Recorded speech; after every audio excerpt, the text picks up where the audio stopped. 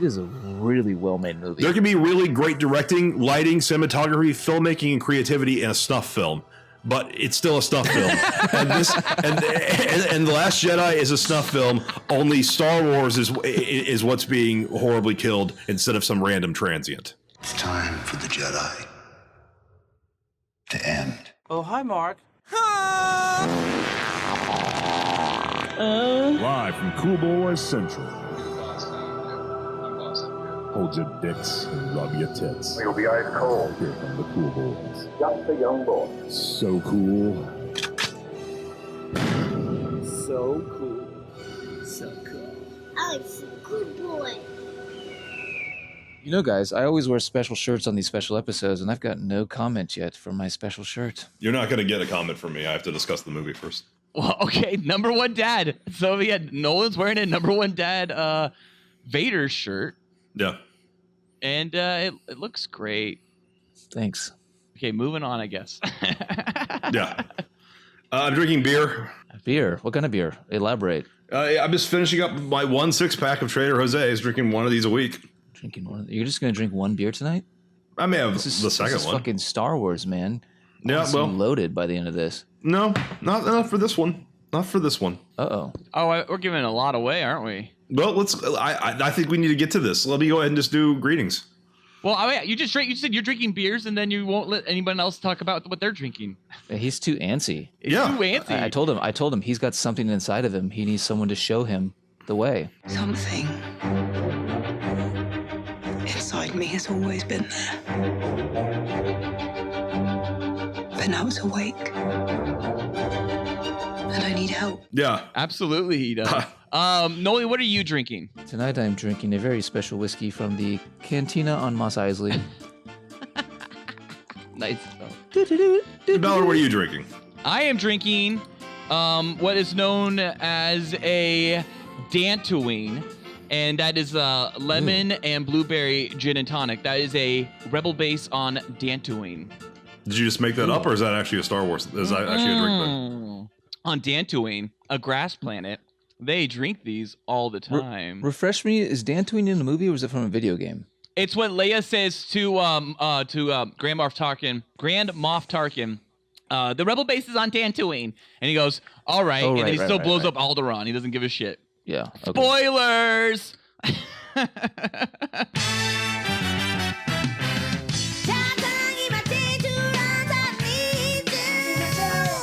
Greetings, Cool Boy Nation, and welcome to a special installment of the Cool Boys Podcast. I'm Felk Fortuna. Bib Fortuna. And I'm Boba Ballard. Oh, come on. I have to be Bib Fortuna. You get to be Boba Fett? Come on. I know exactly. Well, I get to be Neon Nub Nolan. His only line. There's a 10-minute edit on YouTube of him just doing that. Cue it now. Play.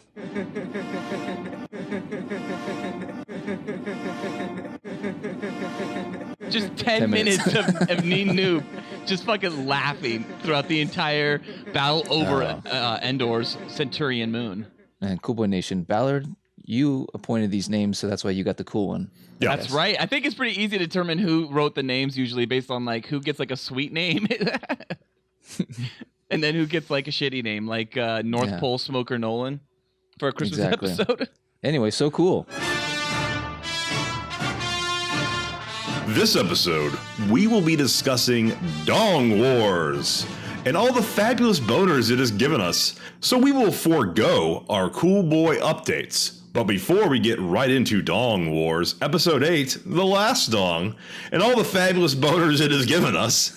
Twice. So fabulous. We have a special question from a Cool Boy Nation fan. Justin is hard. All right. Cue the music.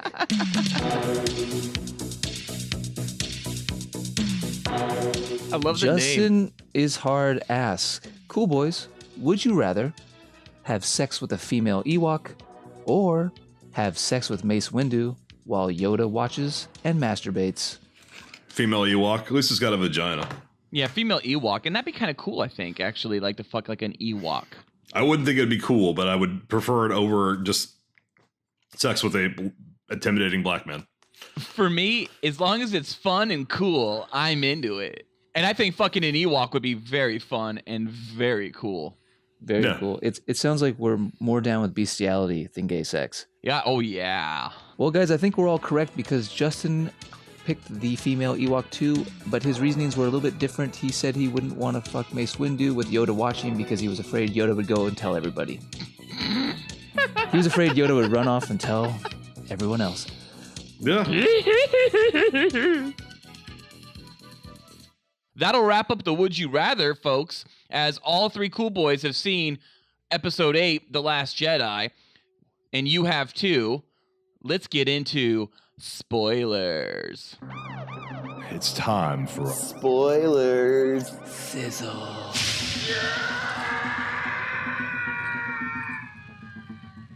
Sizzle.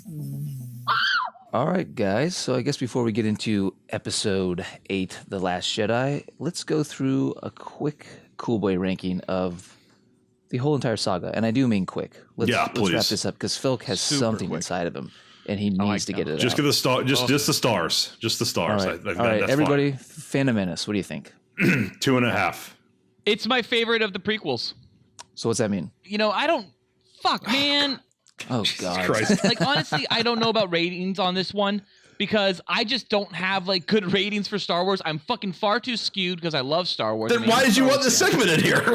Because it's in every single spoiler cast, and we got to give cool boys with the Cool Boy Nation what they want, you know. So, I got to go with Harry Dunn here and just say, For God's sake, just give me the damn number! Yeah, just give us the numbers, dude, or I'm gonna talk about Last Jedi. Here's what's sad. Oh, God. If I like Phantom Menace the most, No, the dude. rating I'm about to give it is really going to show how much I dislike, I guess, the rest of the trilogy of the prequels. So, For God's sake, just give me the damn number! I give Episode 1 a 3 out of 5 cool boys. All right, I'm gonna say how I feel about the Last Jedi. No, if Phil, we hold on. cannot do this. okay, hold on. All right, Phantom Menace for me, 2 Cool Boys. Maybe 2.5. Cool. All right. So Attack of the Clone is for me the worst. I hate it the most. That's 1 out of 5 cool boys for me. Attack That's of the a Clone. 1 out of 5 Cool Boys for me. 3 out of 5 boys for me. Really? What was your favorite part about Attack of the Clones? Why is it a 3? The gladiatorial sequence. Oh, God, I hate that fucking scene. Sometimes movies can be better than the some Move other on. parts, right? Now we're- But Attack of the Clone, there's nothing about it that doesn't feel, to me, super fucking, like, just too clean, too computer. All right, here's how I felt about The Last Jedi. Okay, No, stop come it. on, Fel. Come We on. can give descriptions on Yeah. each movie. When we do them again, we rank them. He talked for 11 seconds. It's okay. We'll get there, dude. We're moving fast. Something inside me has always been there, and I need help. Felk, calm down. We're almost there. We're already through 2 of the prequels. We're going into 3. All right, So let me Nolan, talk go ahead. about Take us Last into 3. Jedi. Star Wars Episode 3, Revenge of the Sith. I would give that one 3 out of 5 Cool Boys. 5 out of 5 cool boys. Wow. 5 out of 5 cool boys for Revenge of the Sith? Yes. Wow. Okay, I give it 2 out of 5. I think it's fucking weak as shit. Yeah, it's not that good. I mean, it's really what the prequel should have been. It shows all the flaws that are fundamentally a part of episodes 1 and 2, just because of where they take place. Nothing takes place in the Clone Wars. Episode 3 only further adds to the this feeling of missing out, and like you saw the wrong time periods. And I don't fully Totally. care or understand why we had to see those time periods. I still think episode 1's the best. If I didn't say it, I give it 2 out of 5 boys. Yeah, we watched that whole prequel trilogy for the turn of Darth Vader, and it was the weakest fucking turn. Yeah, ever. and it was a weak turn because the actor that played Anakin, Hayden Christensen, was not a very good actor in that role. I don't know if it's his fault either. The script was bad. Script's bad, Everything's but the script bad. was bad for 4. All right, moving on. And actors delivered a good movie. And John Rhys Davies said in Lord of the Rings, he said, 80% of directing is casting. You know what? I'm going to upgrade Attack of the Clones to 4 boys. 4? Yeah, your guys shitting on Revenge of the Sith has made me want to like it more.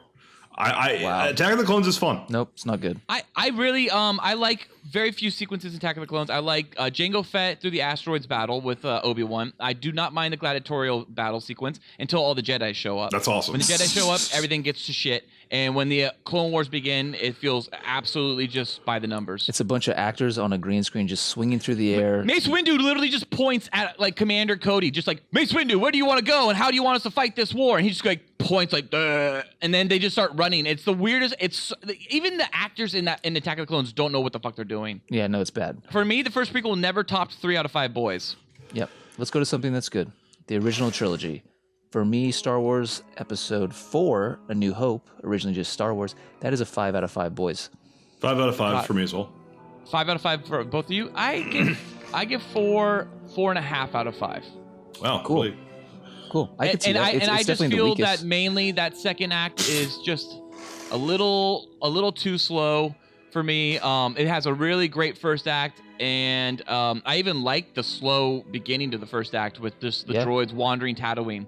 I love that part. I love that part. When we start wandering the Death Star, that for me is where the movie kind of wanders a little too much, and you can tell that they're wandering in sets because they didn't want to spend too much more money on special effects. That being said, it's still a fucking great movie, and it's a great movie because of editing, because George Lucas had it edited by one editor, and it's horrible. It's a horrible edit. If you've ever seen any version of it on a behind the scenes or a special feature of a Star Wars DVD or Blu-ray, it's horribly edited. And then he brought in the new editor. I can't remember his name or her name. But let's face it, it's probably a guy. Oh my God, I hope it's a guy, because that always just said that. Anyways, he does this thing where he does the repeat for the Tusken Raider going, like that. That is all sound design and an editor repeating the exact same motion several times. That was not originally just one, like it was one motion originally, and it ended up being in the edit like 5 pushes in the air. Didn't know that. You didn't know that? Yeah. Really? Okay, well, I was going to say everybody knows that, but I guess I was wrong. I didn't know that. That's crazy. You watch it again, you can totally tell. Death Star, Battle of Yavin, fuck yeah up your dick hole. That is probably the second best sequence in all Star Wars films for me. Battle of Yavin is the second best. I will get into my first best right now because I'm sure we're moving on to Hoth, right? With Empire Strikes Back. Empire Strikes Back. That is 5 out of 5 boys for me. 5 out of 5 boys for me. Battle of Hoth is 5 out of 5 boys for me. That is the best sequence I've ever seen in any Star Wars film. And by the way, third is Duel of Fates with Darth Maul, Obi-Wan, and Qui-Gon fighting lightsabers. That's number 3. That shit's awesome. Yep. What would you give Empire? I couldn't argue with that being the 5 out of 5. best battle. It's really good. I give it 5 out of 5. Nice. Oh yeah. So yeah, that's fucking. I'm happy that we have Empire, because it's just one of those films that I like to think of it as a film I can just throw on, having never seen any Star Wars film, and be able to watch a great movie. And only to me, there's only really 2 of them like that. And that's Episode 4 and Episode 5, I think, are the only 2 Star Wars films you can throw on and just never having seen any Star Wars film, and you can follow a great fucking movie. And I grew up with Empire Strikes Back. I mean, fuck, it's been in my brain since I was born. So Ballard grew up with Empire Strikes Back, but I grew up with Empire, A New Hope, and Return of the Jedi. Okay, that's my next movie, Return of the Jedi. For me, that's 5 out of 5 boys. That for me, 4 out of 5 boys. I'm going to say 4.5. Most people shit on Return of the Jedi. I'm happy that we all have over 4. So just the fact that Han and Leia have nothing to do. Oh, Han and Leia have nothing to do, and Han stands in front of a door for 40 minutes. Like, that's pretty much my 4. I mean, that's my whole boy is gone because the first act is missing Han until the battle. Great battle though. The fucking it's great battle. I love watching. The first act is awesome. Then the second act starts off with, if I'm not mistaken, Dagobah, and then going into the Rebel briefing. And then going on to Endor. And to me, that second act's also just a little bit, it feels like sequences. It feels like it's just like, boom, act 1, boom, act 2, boom, act 3. And I like the movies to feel like a little bit more weaved. And I guess the problem that Return of the Jedi has to fight is that each one of these act 1s, 2s, and 3s all take place clearly in different planets. You literally have Tatooine, then you have Dagobah and spaceships, and then you have the planet of Endor, or the Centurion moon of Endor. So what I loved about Return of the Jedi is, I'm not sure it invented it, but it definitely made popular the 3 counter story finale. 3 things happening at once, and like they nailed it. It was so fucking good. The Battle of Endor is happening, the space battle above on the Death Star, and then Luke and fighting Vader. It's just awesome. Oh, absolutely. So that's like, compare that to episode 1, Phantom Menace's Battle of Naboo, which is the exact same things happen. You have They a try to lightsaber repeat it, battle, yeah. you have a battle out in the field, you also have a battle going on inside the palace, and then you have a battle out in space. So you have 4 battles, right? Yeah, 4 strings going on at the same time with totally different tones. But it feels like yeah, exactly, different tones. It feels like when I cut to the palace, into the palace sequences, the Natalie Portman sequences, I was just like, oh god, can we get through this? And then you cut to the field and you're with fucking Jar Jar and the fucking like battle droids, and you're just like, can we get through this? And then you get back to the Duel of Fates, and you're like, yes. And then you get to Anakin, and you're like, whoa, this is tense. And you're like, can we get through this? Like, can I just get back to that awesome lightsaber battle that's been going on? I really like Return of the Jedi. I feel like, I guess I feel like all 3 of us like it a lot more than others. Not one of us bitched about Ewoks. I grew up with Ewoks. I grew up with fucking Ewok toys. I love Ewoks. Ewoks are fun. Ewoks. I love Ewoks. Ewoks are fun. Don't hate the movie because of the Ewoks. No. They did not ruin the movie. They're fine. They're fun. I like the Ewok adventures. I like fucking Caravan of Courage and the Battle of Endor or whatever it is, or the Battle for Endor. Well, now you're taking it a little too far. Oh no, I love the Caravan of Courage and the fucking giant monster. I love it. Okay. Well, moving on to the new trilogy. The sequel trilogy, is that what we're calling it? It is actually referred to as the sequel trilogy. So there is the prequel trilogy, the original trilogy, and the sequel trilogy. Well, we finished all the 6 real Star Wars movies, and now we're going to rank a Disney product. Star Wars Episode 7, The Force Awakens. I love this movie. I'm giving it 5 out of 5 boys. I really like The Force Awakens too, Noli. I saw it multiple times in theaters. I saw it in IMAX. The only IMAX sequence is the Millennium Falcon Discovery sequence. For God's sake, just give me the damn number! I give it 4 out of 5 boys. For me, this is just on par with Return of the Jedi. It's a good great. time. It's fun, playful Star Wars, and it's way cookie cutter. And it is just like trope heavy on A New Hope, but you could call it a new trope. But I liked Force Awakens, and JJ delivered a fantastic TV special. I give it a good 2 out of 5 boys. Oh, you said before on this podcast, I think you said 1. No. Okay. I've not. I've said 2 out of 5 for it. Felk, at this point, your opinion kind of means nothing to me because you gave Attack of the Clones 4 out of 5? And Revenge of the Sith 5 out of 5, which are not good movies. And I think 95% of the viewing public would agree with me on this one. Well, 90. Yeah, I don't care. I would love to hear, Felk, I know more you don't care. why you don't like Force Awakens. You will, but you'll have to wait for it to be integrated into my Last Jedi review, unfortunately. And I guess the one last thing I guess about Force Awakens, I was happy that Star Wars was back. Yeah, it's a fun time. And if you don't think it's a fun time, then I just don't think you like fun. Let's go into Star Wars Episode 8, The Last Jedi, and let's talk about it. But before we do, I want to play a little game. Okay, Let's this is going to be weird. Which cool boy liked the movie or not. And Felk, I was going to say you liked it for your disdain for Force Awakens, like maybe this was something different. But the way you're reacting, I'm guessing you didn't like it. Okay. And Ballard, I'm going to guess you are partial to it. I'm guessing Nolan likes it, and Ballard has issues but likes it overall. I'm guessing Ballard. Are you guessing yourself? Oh, what? I'm guessing Felk liked it and Nolan liked it more. Okay. Speaking of liking or not liking it, George Lucas gave his opinion on The Force Awakens, and he didn't really care for The Force Awakens very much. This was like if I recall, like a 60 Minutes interview, like back after The Force Awakens came out. He was pretty much bitter about Disney and everything. That's when he called them white slavers and all that shit. Well, he came out and he likes this movie, The Last Jedi. George Lucas likes The Last Jedi. Okay. George Lucas called The Last Jedi beautifully made, and in speaking with the director Rian Johnson after viewing, he was very complimentary. I mean, it's not a lot of information, but beautifully made. I agree it's beautifully made. I think he was being diplomatic. He was not diplomatic about The Force Awakens, though. That's why I mentioned The Force Awakens a moment ago, because he was not diplomatic about The Force Awakens. He fucking did not like The Force Awakens, and he made it very clear, and he said, they didn't follow my blueprint. It's not going the way I want it. And maybe he learned after the he backlash. Maybe he decided to be nicer this time. Just not call Disney white slavers. I think that's maybe. But he definitely learned not to do that. Great quote. Yeah.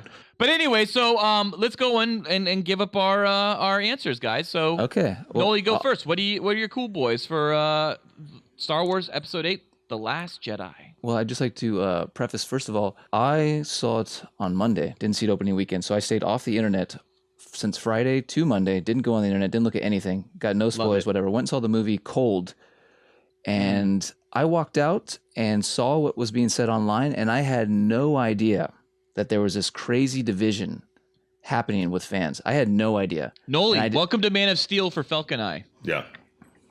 Yeah, okay. That's a good point. So yeah, I walked out and started reading stuff online and seeing that there was people that just really violently hated this picture. For me, I did not. I have some issues with it, but I walked out a good feeling. I walked out mainly loving a lot of the movie, but I do have a couple big issues. For God's sake, just give me the damn number! But I would still give it 4 out of 5 boys. 4 out of 5 boys. 4 out of 5 boys. Wow. Okay. Well, I give it 2 out of 5 boys. And by the way, my boys may fluctuate throughout this episode. I might go up to 3, but as right now, I'm at 2 out of 5 boys. Rather than even giving a boy, I fucking hate it. I fucking hate it more than I think I've ever walked out hating a movie. As a movie, it is a bad movie. As a Star Wars saga film, it is reprehensible. It has damaged Star Wars as a cultural meaning and mythos in ways that midi-chlorians and wacky Jar Jar Binkses never could. It has killed Star Wars as I know it. I give it 0 boys, maybe half a boy, because I mean the visual artists did a good job. People did a good job doing stuff, and it is well directed, and it's so. But so is Triumph of the Will. It doesn't matter that it's good directed. I'll give it half a star. Triumph of the Will is not good narratively. I wouldn't know. You've never seen it? No. I actually had to see it for like school and shit. Really? Well, I also want to say I can see the points of people that don't like it. And I hope to explain at least my process on why you may be wrong or why you shouldn't be feeling that way. You can go ahead and describe that process now. I missed 4 minutes because we're starting the process now. This is it. Yeah. Just go into the process. Tell Felk why I walked out. I walked out and missed about 3 minutes because I walked out of the theater and got to get a refund, and then I walked back in, realizing I'd have to do this Spoilercast. I could not believe. What for you are you what point are you walking out at here? Jesus, Space Leia. You almost walked out on this movie? Space really? Leia. Yeah. When that happened, I was like, okay, they don't give a fuck anymore. When she floated through space? Yeah. I fucking could not stand that scene. I mean, we can get into it now or get into it later. What do you think, Noli? No, let's. We can get it into. Let's move organically. Let's just move organically. Yeah. Fuck Princess Leia force flying through space. That was so fucking weird. So here's the way I looked at this movie, and when I rated it a 2 out of 5 boy, I looked at it, and I always have trouble with franchise films like this because it's like I like to look at movies multiple ways. I like to look at it as its own singular film. Yeah. And I like to look at it as part of a saga and as part of a trilogy. And so in this film, it's both, right? Saga and trilogy. It's part of essentially what will be 9 films, what is currently 8 films, if you don't count Ewok Adventures, holiday specials, Rogue Ones, and whatever the fuck, right? Yeah, but 6 movies. 7 movies. It's 8 movies as of right now, going to be 9. Oh, yeah. But it's also 2 movies out that are going to be 3. And if I look at this, though, as one single film, I would laugh my ass off like I was watching The Room. Because I would be like, what the fuck is going on? There's it's no just bad. As a single movie, it's bad. In the world at all. That someone can just start flying through space. It's never established, like, really that, like, this person has really that kind of power. And it's never been established in any Star Wars film that anyone has power like that. It's poorly executed, What do too. you mean? I mean, people throw bodies around the room all the time. Why couldn't she just latch onto something in the ship and pull herself towards it? I'm not saying it was great. I thought it would look kind of hokey. But how long was she out in space before she like woke up and like was able to just like consciously create force and pull herself? She's a fucking amazing Jedi. Yeah, it was executed so fucking laughably that my audience was laughing.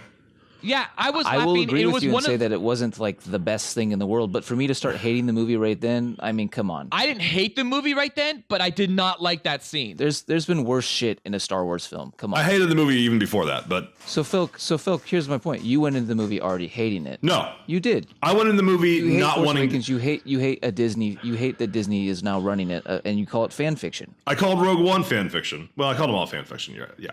And you've hated Rogue One, so you hate anything that Lucas doesn't do. You love the prequels, which are universally lampooned. I really like to love some of them. Yeah, I wouldn't say I love Phantom Menace, but I like it. I just want to say, I think your head, you went into this already with like an agenda. Attack of the Clones, didn't you give that 4 out That's of 5 fine. boys? That's fine. You go into a Superman movie with an agenda. People go into movies liking them or I did not. disliking them. I went into Man of Steel blind, thinking I wanted to like it so much, and I just didn't. It's not a good movie. Fair enough. I mean, I feel, like I said, that's why I separate the two. As a movie, I thought it was bad. As a Star Wars film, it is damaging to what Star Wars means. It actively seeks to destroy the value of Star Wars. In what way? That it breaks down the mythos of which the Star Wars universe is built on, the mythos of Jedi, the Force, the dark side, all that shit. I loved when Luke broke that down. This actively attempts to dismantle the value of that and say, no, none of that fucking mattered. All the new shit we introduced, none of that fucking mattered either. It was a fuck you to the audience, in my opinion. Let the past die. Kill it. It's exactly what this movie was. I mean, but literally, like they even told you that in the trailer. Let the past die. Kill it. This movie is literally about letting the past die. Yeah, why did you buy Star Wars? And it fucking kills it. I mean, it fucking kills Star Wars past and it creates its own. Recently in the news, they established that there's this Rian Johnson trilogy that he's going to be in control of after this saga is completed, episode 9. Well, it's after this movie, you can easily foresee, this trilogy is going to be episodes 10, 11, and 12, and they're taking out Skywalker. Because think of it, if the last Skywalker at this point is Kylo Ren, he's dead by the end of episode 10. Yeah. Or episode 9, right? Yeah. So the next trilogy has no Skywalker in it. Yeah. That's fine. I don't think we need any more Skywalkers. Well, apparently we don't need any more Star Wars movies. But at this point, there's no way Felk would even see those movies because they would be completely tearing down. I mean, the whole foundation of Star Wars is gone. This movie wipes it out. Yeah, I agree. Okay, well, Ballard, I forgot that your 2.5 is like comparable to my half. You might be closer to me on this than I thought. Well, no. This movie is purposely set up about tearing down the foundations of Star Wars, and it does that openly in the film. But like, why did they buy Star Wars if they were going to do this? Oh, dude, it doesn't matter. Disney didn't fucking think about that. This is the creative process of Star Wars and the financial aspects of Star Wars are not the same. Yeah, they're not the same. This is the financial aspect of Star Wars. We gotta make the monies with Star Wars. Who do we want? Someone that's good. That guy who did Looper, isn't he good? Yeah, he's really good. Didn't he do a couple of Breaking Bad episodes that were good? Yeah, they were good. Let's get him. And then they get him, and he goes, "I'm gonna do whatever the fuck I want." And they go, "All right, cool, because you're an auteur." And then they let him do whatever the fuck he wanted, and he fucking destroyed the Star Wars of yesterday. Like, it's all gone. Like, it is all gone. He clearly went, I don't like what you did, JJ, and I'm just gonna ignore what you did that I enjoy, or that I don't like, and I'm going to completely expand upon things that don't matter, and then I'm also going to completely shut down major things about your film and mythos and type of shit that you've created. Yeah. Gone in my movie. Not just what JJ created, but like what the original trilogy. I mean, it destroys everything.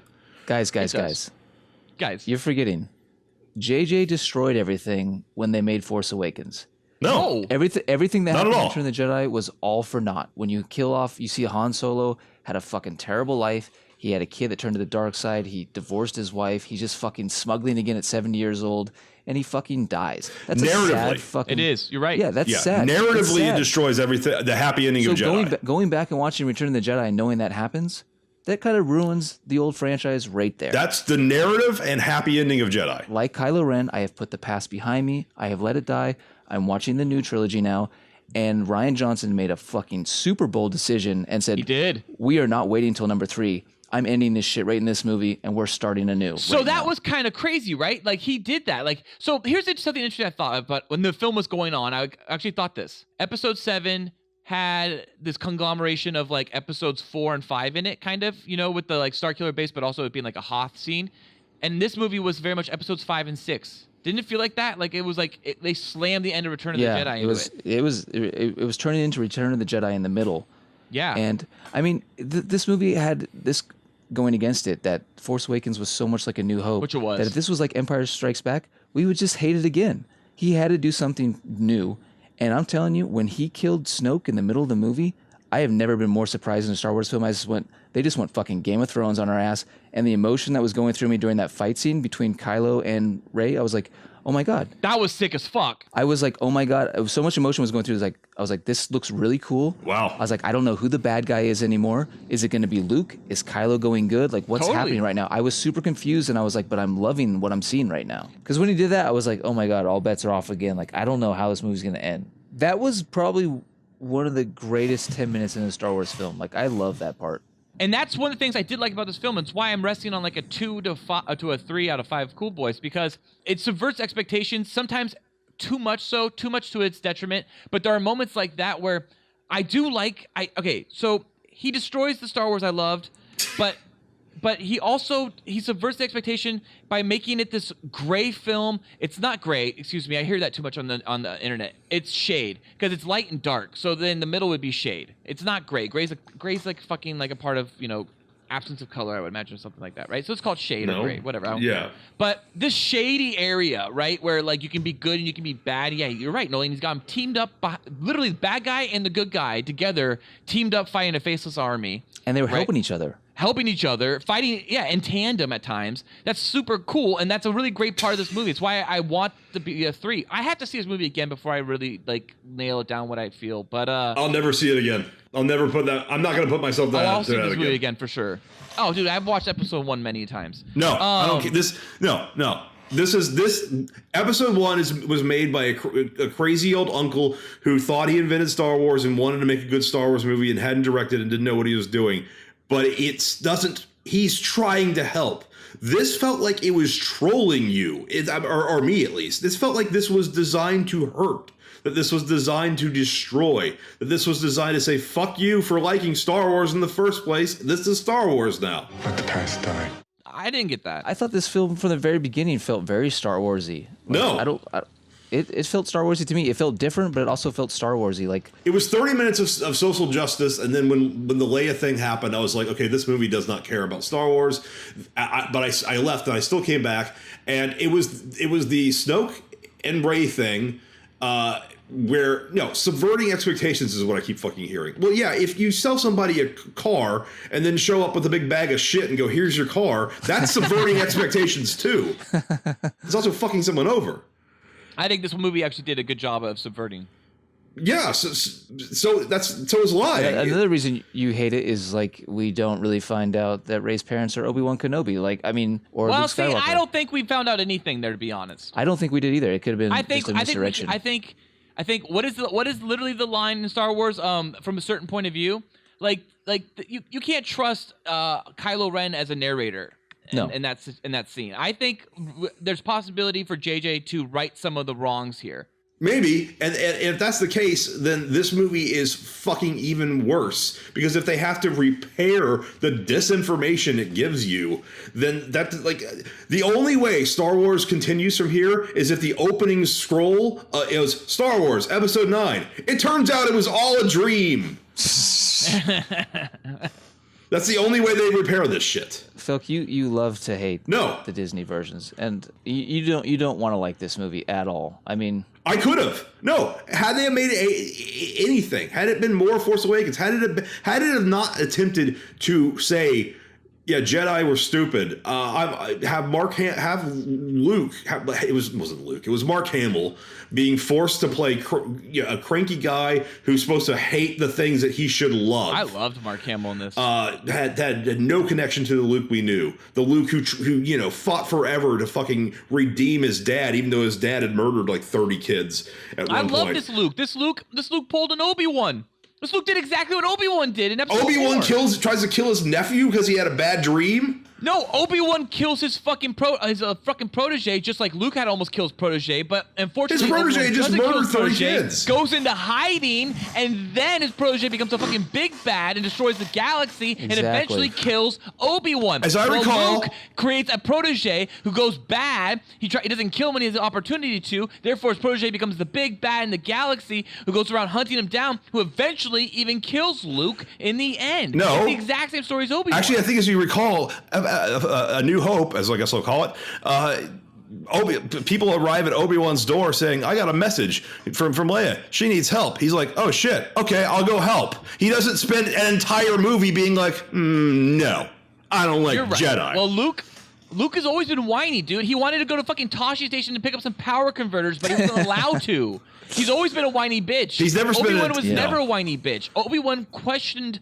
Qui-Gon at times and was right to do so. Whiny bitch means complaining when you're doing stuff. This was not Luke. This was just a weird character who didn't want to help. Luke felt very strongly and justified that staying on this island was the best for the galaxy. He fucked up. He fucked up big time. Until he didn't. Well, but he did, I guess. He never left the island. He never leaves the island. He just, uses his force ghost of some kind. Force time is what people are saying. Force Skype or something. Force time is a play on FaceTime. Anyway, let's go back a little bit to when we first got to the island. I was enjoying all that stuff with Luke. He was still a badass. I actually kind of liked when he threw the lightsaber because I thought, okay, they get one little joke. That was the whole movie. Subverting expectations. Let the past die. You get one. Okay, you can have that one.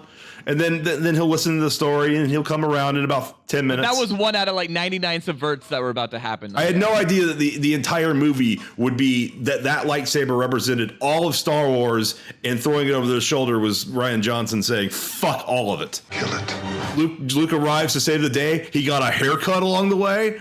He has the lightsaber that just got destroyed. Something's up here. I will say, as soon as he showed up with that, and they showed his hair, and his beard looked a little bit more brown, I was like, okay, this is a hologram, and I don't know if I'm really down with this. It was his way of not dying, but then he dies anyways, because fuck it. Kill it. Was he projecting his version of Kylo that Kylo would remember? Is that That's what he's projecting?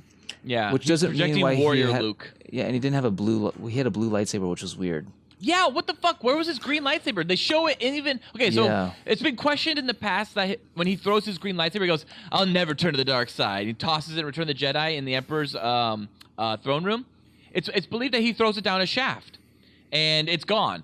So when he shows it and he has it up against Kylo in this film, and he's about to kill Kylo and he backs off, he has the green lightsaber. I'm assuming it's on his belt when he's dragging Vader onto the craft. You can see it. Is it on his you belt? can see it, yeah. Oh, he just sucks that shit up. Okay, well, anyways, so yeah, I figured his lightsaber, but then I was all upset, that he does this final battle and he's doing this battle with a blue lightsaber, and I never got a good look at the lightsaber he uses. I think it was the original one, Anakin's. It was Anakin's? Yeah, that was weird. I don't know what that was all about. What it was about was that it didn't matter. That was him using his force time Skype to trick them to give the rebels more time, which is cool because you think he's going to die, and then he didn't die because he was safe on the island. Oh, but then he was tired, so he died.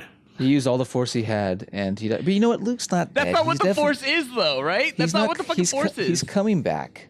I know. I just hate that he died that way. No, it was. That's what I'm saying. That's my one main beef with the movie is I, like most fans, wanted that big scene of Luke going in and just taking out that whole army that was standing there and just ripping it to shreds and giving everyone hope. That's what I wanted. I would have been totally fine with the whole scene as it played out, and then had Luke even die at Kylo's hand at the very end, but just die on Crete, not fucking on Octu, all these millions and billions of miles away, and then just fade away. It just felt weird. Yoda dies because he's too old. He's very old, yes. But Luke dies because he's used the ball's force after he literally says in this film how the force works. That's not how the force works. Take a line from Han Solo. That's not how the force works. Right? Mm-hmm. That doesn't make any sense for him to just all of a sudden he just goes away peacefully in the end. I don't agree with that. So it was designed to subvert what he says earlier, where he's like, "What'd you think? I was just gonna." He calls it a laser sword too.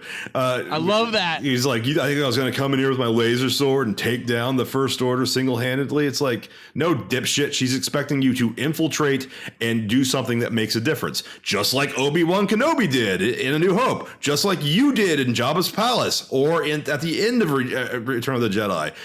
She expects you to do something. It was very weird that they set up something that specifically it's not going to be this. I'm not going to just face him off. Then it has them face him off in a way where it doesn't try to convince you that that's really happening. So at that point, I knew the movie was actively trolling fans and meaning to hurt them emotionally. So at that point, I was just like, All right, so it's all going to be a dream. Is the whole movie? I actually thought that Rey might wake up and go, "What a nightmare!" and then she's just like walks up the steps and hands Luke the lightsaber. For me, I thought that just him simply like fading away and then fading back on to Octu, or being on Octu the whole time and then fading away on Octu. I thought to me that it was so disingenuous to his arc as a character. Like the fact that like if he had actually gone to Crete and stood off and had that massive standoff at the end, like to me that would have been more satisfying of an arc, because it would have been like, oh, all right, you overcame this issue you have. You know, you're essentially this like you have this phobia of going anywhere else at this point in the world in the galaxy, and you finally get over that phobia. Like that would have been a huge hump. I thought that was a very missed opportunity, especially to kill him off. I didn't like Luke's demise here. That's that's probably my main issue. My other issue that I don't like in the movie is I don't like the subplot on the casino planet of Canto Bight. Oh, you mean the one that where everything goes wrong and nothing matters? The entire it's not just the subplot. The main plot of the chase doesn't matter. The whole scene though on that island, that felt like I was watching the prequels there. Just the whole look of like the establishing shot looked like a prequel town. And then like them riding when they're riding those horses, I got flashbacks of Obi-Wan riding that lizard. Oh, I thought it looked better than Obi-Wan riding the lizard through whatever that planet is. I like that scene a lot more than anything in this movie. I don't. God damn it! The casino. I like the casino to some extent. I guess it was a weird subplot to put in there for these characters. It felt forced. I feel like a really forced plot, especially in the end, for it to have like. I guess the whole point of this plot was that the heroes went on this journey, this adventure, right, to like find this person that was going to save the day. They find this person that saves the day. Lando, let's call him. It's a guy called DJ, played by Benicio del Toro. That was a perfect opportunity to introduce Lando. And then he turns on them, but then instead of becoming good, like Lando does, he stays fucking bad. He possibly even got off the Supremacy, the ship, and before it exploded. And that's it. And he's gone. He might be in the second film or the third film or not. He's just, we don't know. He's gone. And that's crazy. And I kind of liked how in the end that was this whole, and he even told them the First Order, he was like, oh, they're going to that planet right there. Crete, you see that? And they were like, oh shit, they're going to that planet. Oh, and that's when they knew to go start shooting on the shuttles. So like, to me, it was awesome in the end for me that whole plot line was supposed to be this classic Star Wars plot line. It's almost like episodic type of style plot line where it's like, oh, the characters are going and doing this. And then it turns to shit. And it really turns to shit. Like it did. It wasn't just like it turns to shit and it all saved the day. Like they fucking wiped out the entire resistance. Everything was pointless. Everything was pointless, and that was kind of what was like new to me. I was like, wow, they just like everyone's subverting gone. Expectations. This should literally have been called Episode 8, Subvert Expectations. Let the past die. It should have been called Episode 8, Fuck You. Because that's what it felt like the movie was saying to me. Episode 8, the fuck you of the Jedi. So Phil, you mentioned you hated the politics. What are the politics you hate? That's kind of its own thing. The casino scene or the movie as a whole? Because the movie as a whole, I mean, I knew that there would be... It would be forcing like the level of like a Benetton ad, like diversity down your throat, because we knew that from Force Awakens. That's not why I hate Force Awakens. I'll give it a mild eye roll once or twice every time it pans down to like a spunky young woman is in a fighter plane, just like in World War II or just like in No War Ever. The opening was where I was like, this is not why I hate the movie. It was just like an annoyance early on during the. I hated it from scene one with the humor where it was Oscar Isaac's doing like, I'll hold for Hux. Is Hux there? Can you hear me? Can't hear it. Like all that shit. Like I have a call about your mother.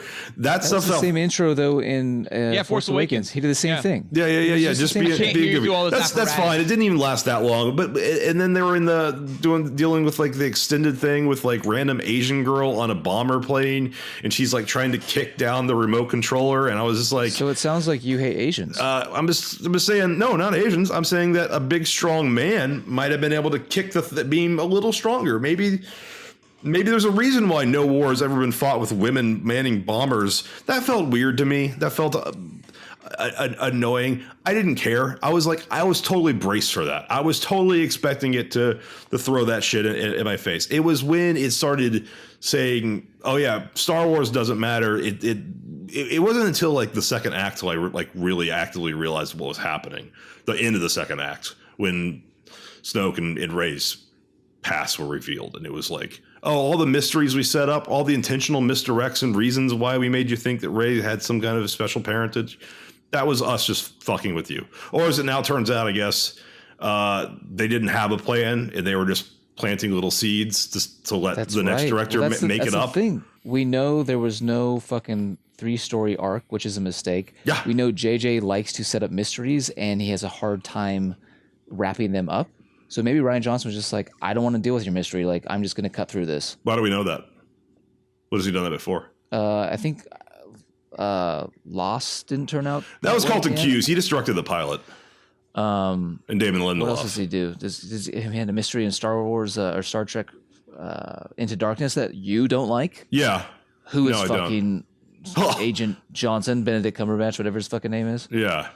Yeah, that I guess. To me, I don't blame JJ for this. If he didn't, I'm sure he had like some. Look, they didn't randomly bring in. Why am I fucking Ewan McGregor to voice like say Rey, directly addressing Rey in her like a little Force vision where she's being dropped off by her parents like that. Oh, that was just random and meaningless. You were giving hints and clues. You were when Kyle is like what girl? Like he knows who this girl is and she's important. Like they were clearly setting her up to be fucking important. They still are. That hasn't changed. That's still set up. That's what I'm saying. Maybe give this movie the benefit of the doubt until you watch it in the whole trilogy. Like, I remember Empire Strikes Back was not well received. No, it was not. I did a whole paper about this in college. Yeah, Empire Strikes Back was horribly received by critics and by fans. They hated it. It took years for the fans to come around and be like, you know what, this was actually set up like the story in a huge new direction that I like. And it could be like that. I don't know. Absolutely. That's the only way, I guess, is if they repair the damage. And it turns out Snoke is still alive somehow. I think JJ can repair the damage that some of you fans feel. Yeah, if you think about it, folks, think about watching Empire Strikes Back and your favorite character, Han Solo, just ended up in Carbonite because literally, contractually, Harrison Ford doesn't know if he's coming back or not. So therefore, if he doesn't show up, they just have to leave the character in Carbonite. And if he does show up, they can take him out of Carbonite. Think about going in for 3 years, not just 2 even, but 3 years. You were like, what the fuck? They fucking got rid of my favorite character for no fucking reason. And the fucking first, the rebellion's been destroyed and like this and that. And the Empire. That was a downer ending. And Luke is fucking father is Vader when Obi-Wan said clearly in episode 4 that he killed or Vader killed Anakin. Like, what the fuck are they doing? And then you see Return, you're like, oh, and in this point in period, if you did a Spoilercast on Empire, you would have been like, well, they have to repair it in Return of the Jedi. Well, they technically did repair everything in Return of the Jedi, right? And it made the movie better for it. It made Empire way better in the end. Yeah, I disagree. I think that Empire has a downer ending, but it's still like it doesn't destroy the characters. It doesn't. And Empire actually has a fast-paced like chase as opposed to a slow-moving chase. Yes. Okay. So I guess we'll shift gears because this film again. My problem with it is that it seems like it actively hates the Star Wars mythos, whereas Empire had none of that. Empire just had a downer ending. This doesn't even have a downer ending. This actually just has a pretty downer fucking ending. Luke Skywalker dies, and like 10 people get on the Millennium Falcon from the Resistance. Well, I mean, I wasn't sad. I was angry. But okay, here's how chases work. If there's a car on the 405 being chased by 5 cop cars, someone can't get out of that car, go to Arby's, get a sandwich, and then travel back to the car because the chase will have passed them. That's how chases work. You go at high speeds and you can't just leave a chase and come back to it. So that's what I'm saying. Like that has nothing to do with Star Wars. That's just basics of how travel and chases work. Why couldn't they've launched a couple Star Destroyers in light speed up ahead and then had a blockade ready for them? And then it's like, as soon as they get to it, it's like, hey, look, we got 3 fucking Star Destroyers right here. Boop, boop, boop, boop. There was a reason given for that. There was no reason for them to There's no reason that the fucking First Order couldn't light speed ahead. I remember a reason for why they couldn't jump straight ahead of them and like wait for them. No, I'm talking about the fact that the side plot involves leaving a chase and then returning to the chase. That doesn't make any sense in the sense of what chases are. To me, that's a minor grievance of like just a sci-fi fantasy. I agree. I don't think it's a big deal. I agree. Much bigger problem is the fact that the way it was pretty fucking dumb. They had TIE fighters. How come they couldn't launch TIE fighters at them? It was weird too that this movie had very little TIE fighters and very little stormtroopers. Actually, like they weren't using their army properly. They were I'm surprised it had like, any Star Wars in it. Apparently, it's made by someone who hates Star Wars. Kill it. Apparently, he loves Star Wars. The fact that they left the chase and then came back to it's not my problem. That the fact that the whole leave the chase and come back to the chase subplot was based on, we have to get into like Laura Dern and how fucking horrible that character was. Terrible character. Not just doesn't tell her top captain pilot. Why not?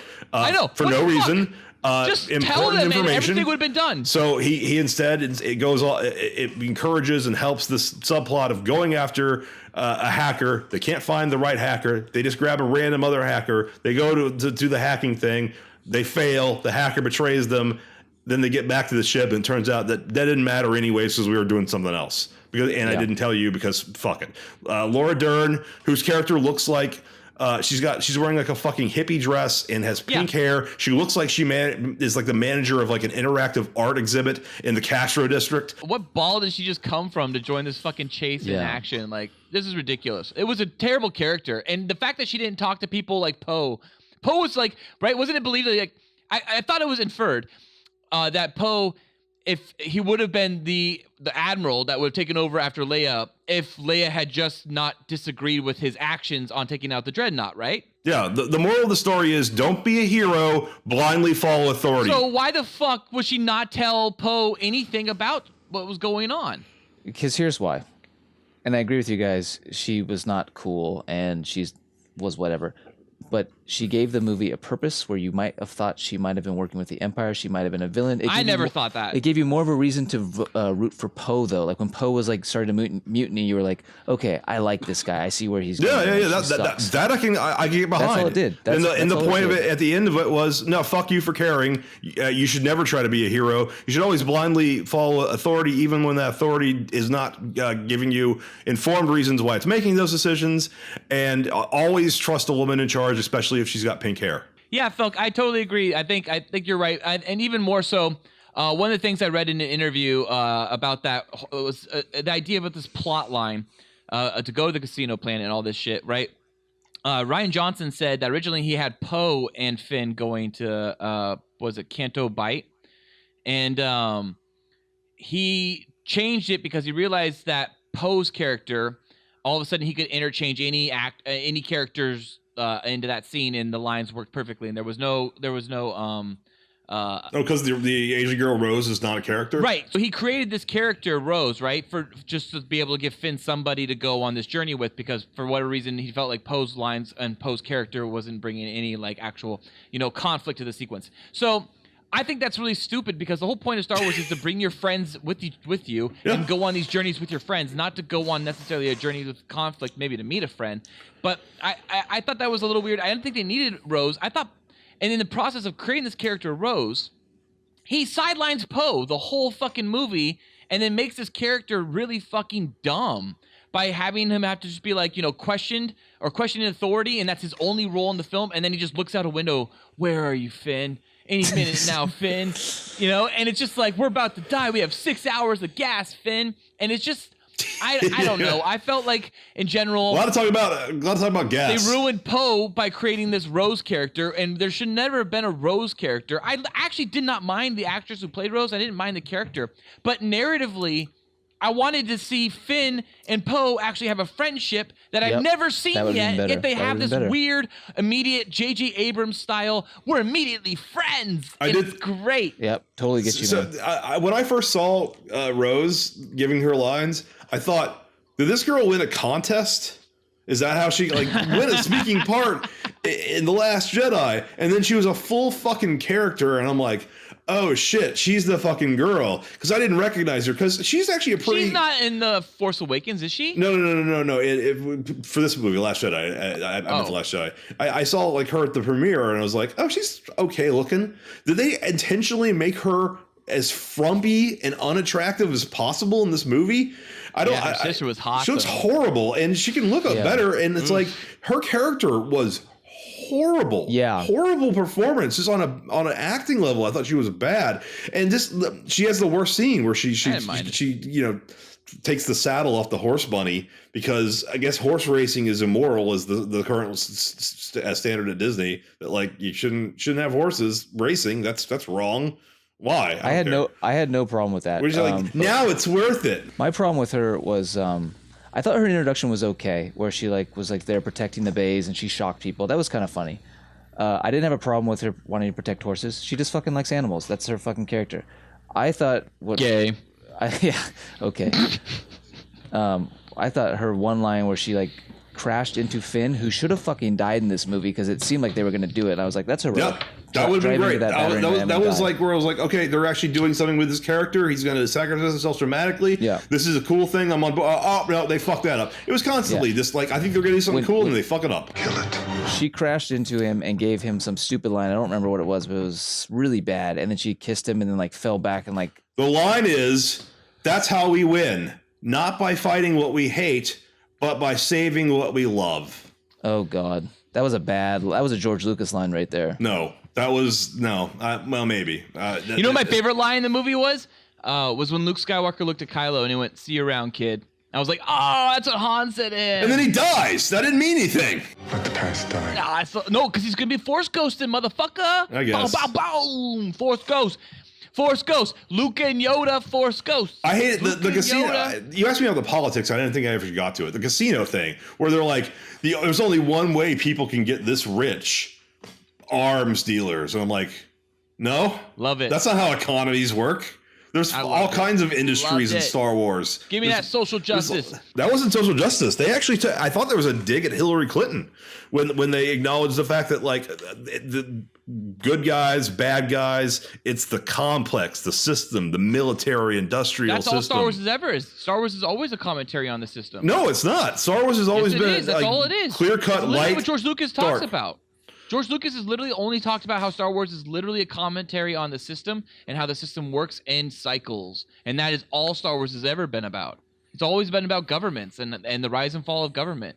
That's fine. It was just very weird to like have like, here's a casino. These are the worst people in the world. Why? Because they're rich. And there's only one way to get rich, because they're arms dealers. That's not right. Wicked hive of scum and villainy. She said, like, essentially the line, there's a wicked hive of scum and villainy, right?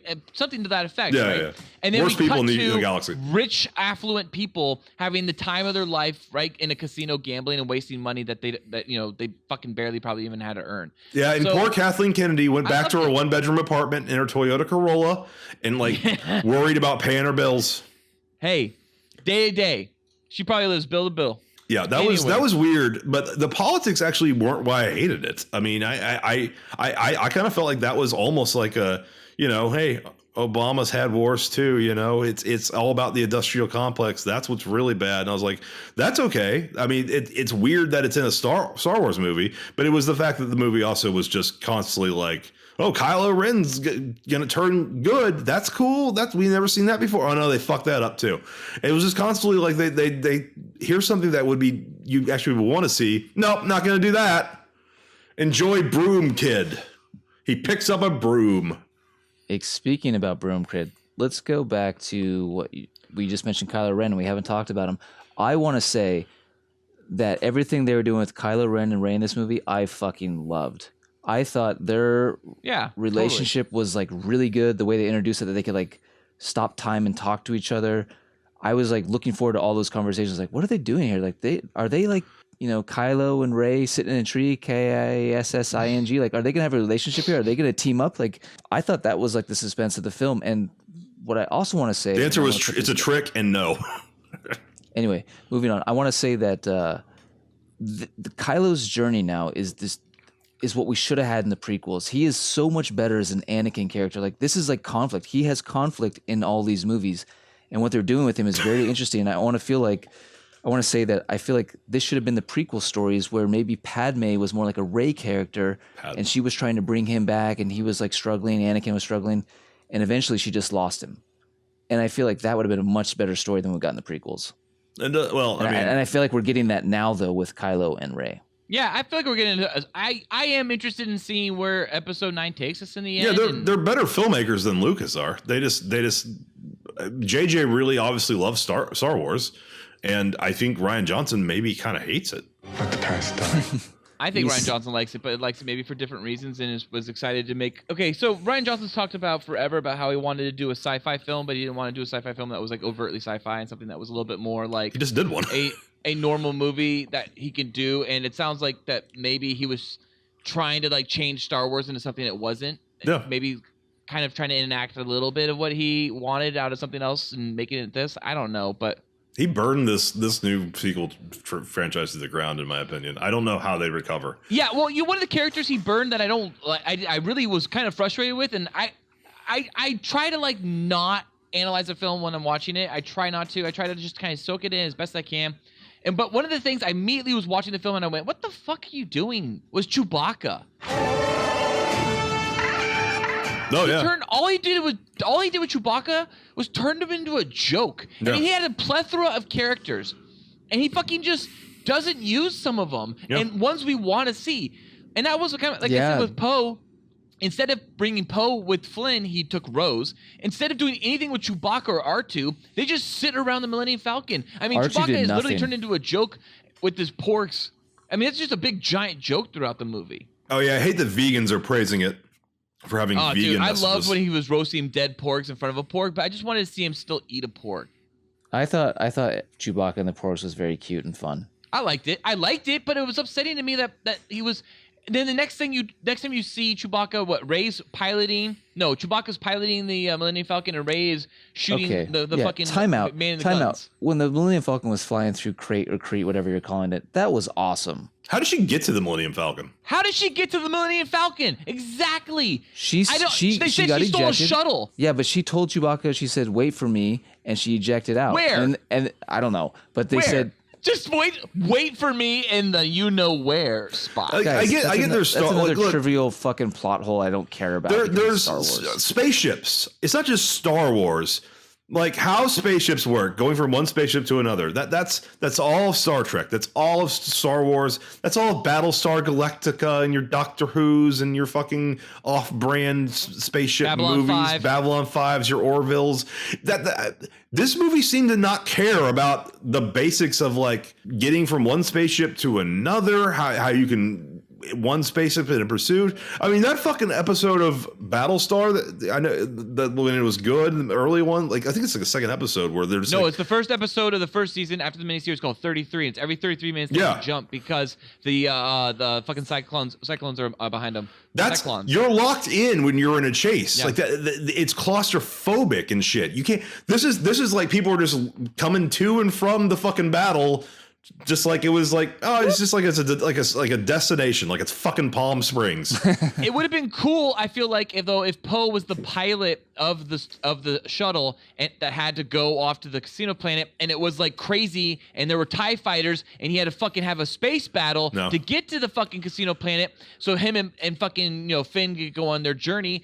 That would have been really cool, I think. No, he couldn't. He was too busy looking out that window and going, "Is he gonna come soon?" He did look out that window a lot. Finn, we're running out of gas. We're running out of gas. So Admiral Holdo, who is Laura Dern, right? She had a pretty fucking awesome death. Though, Oh yeah, that I love. I laughed at that. Everybody laughed at that. Oh really? What? Oh, I loved I it. thought that was a great scene. Okay, so this everything went silent, and one person starts to giggle, and then I think a little kid, like 3 rows back behind me, just says, "Why didn't they do that at the beginning?" And everybody laughed because that kid was smarter than anyone involved in the movie. That's a good line. Yeah, Good kid. yeah, Smart kid. He's probably going to direct Star Wars Episode 13. the smart kid, smarter than Rian Johnson. I think someone I heard walking out of the theater said, like, why didn't she just put it on autopilot? Why? No, but like when like every time like one of the vehicles in the back ran out of gas and the Empire would just blow it up, or this Force Order, it was like, well, why didn't you just turn that one around and have it do that? Like, Right. None of it made sense. One of the other things I have to mention, and I would hate to not to mention, is that Captain Phasma got, I think, the death Boba Fett deserved.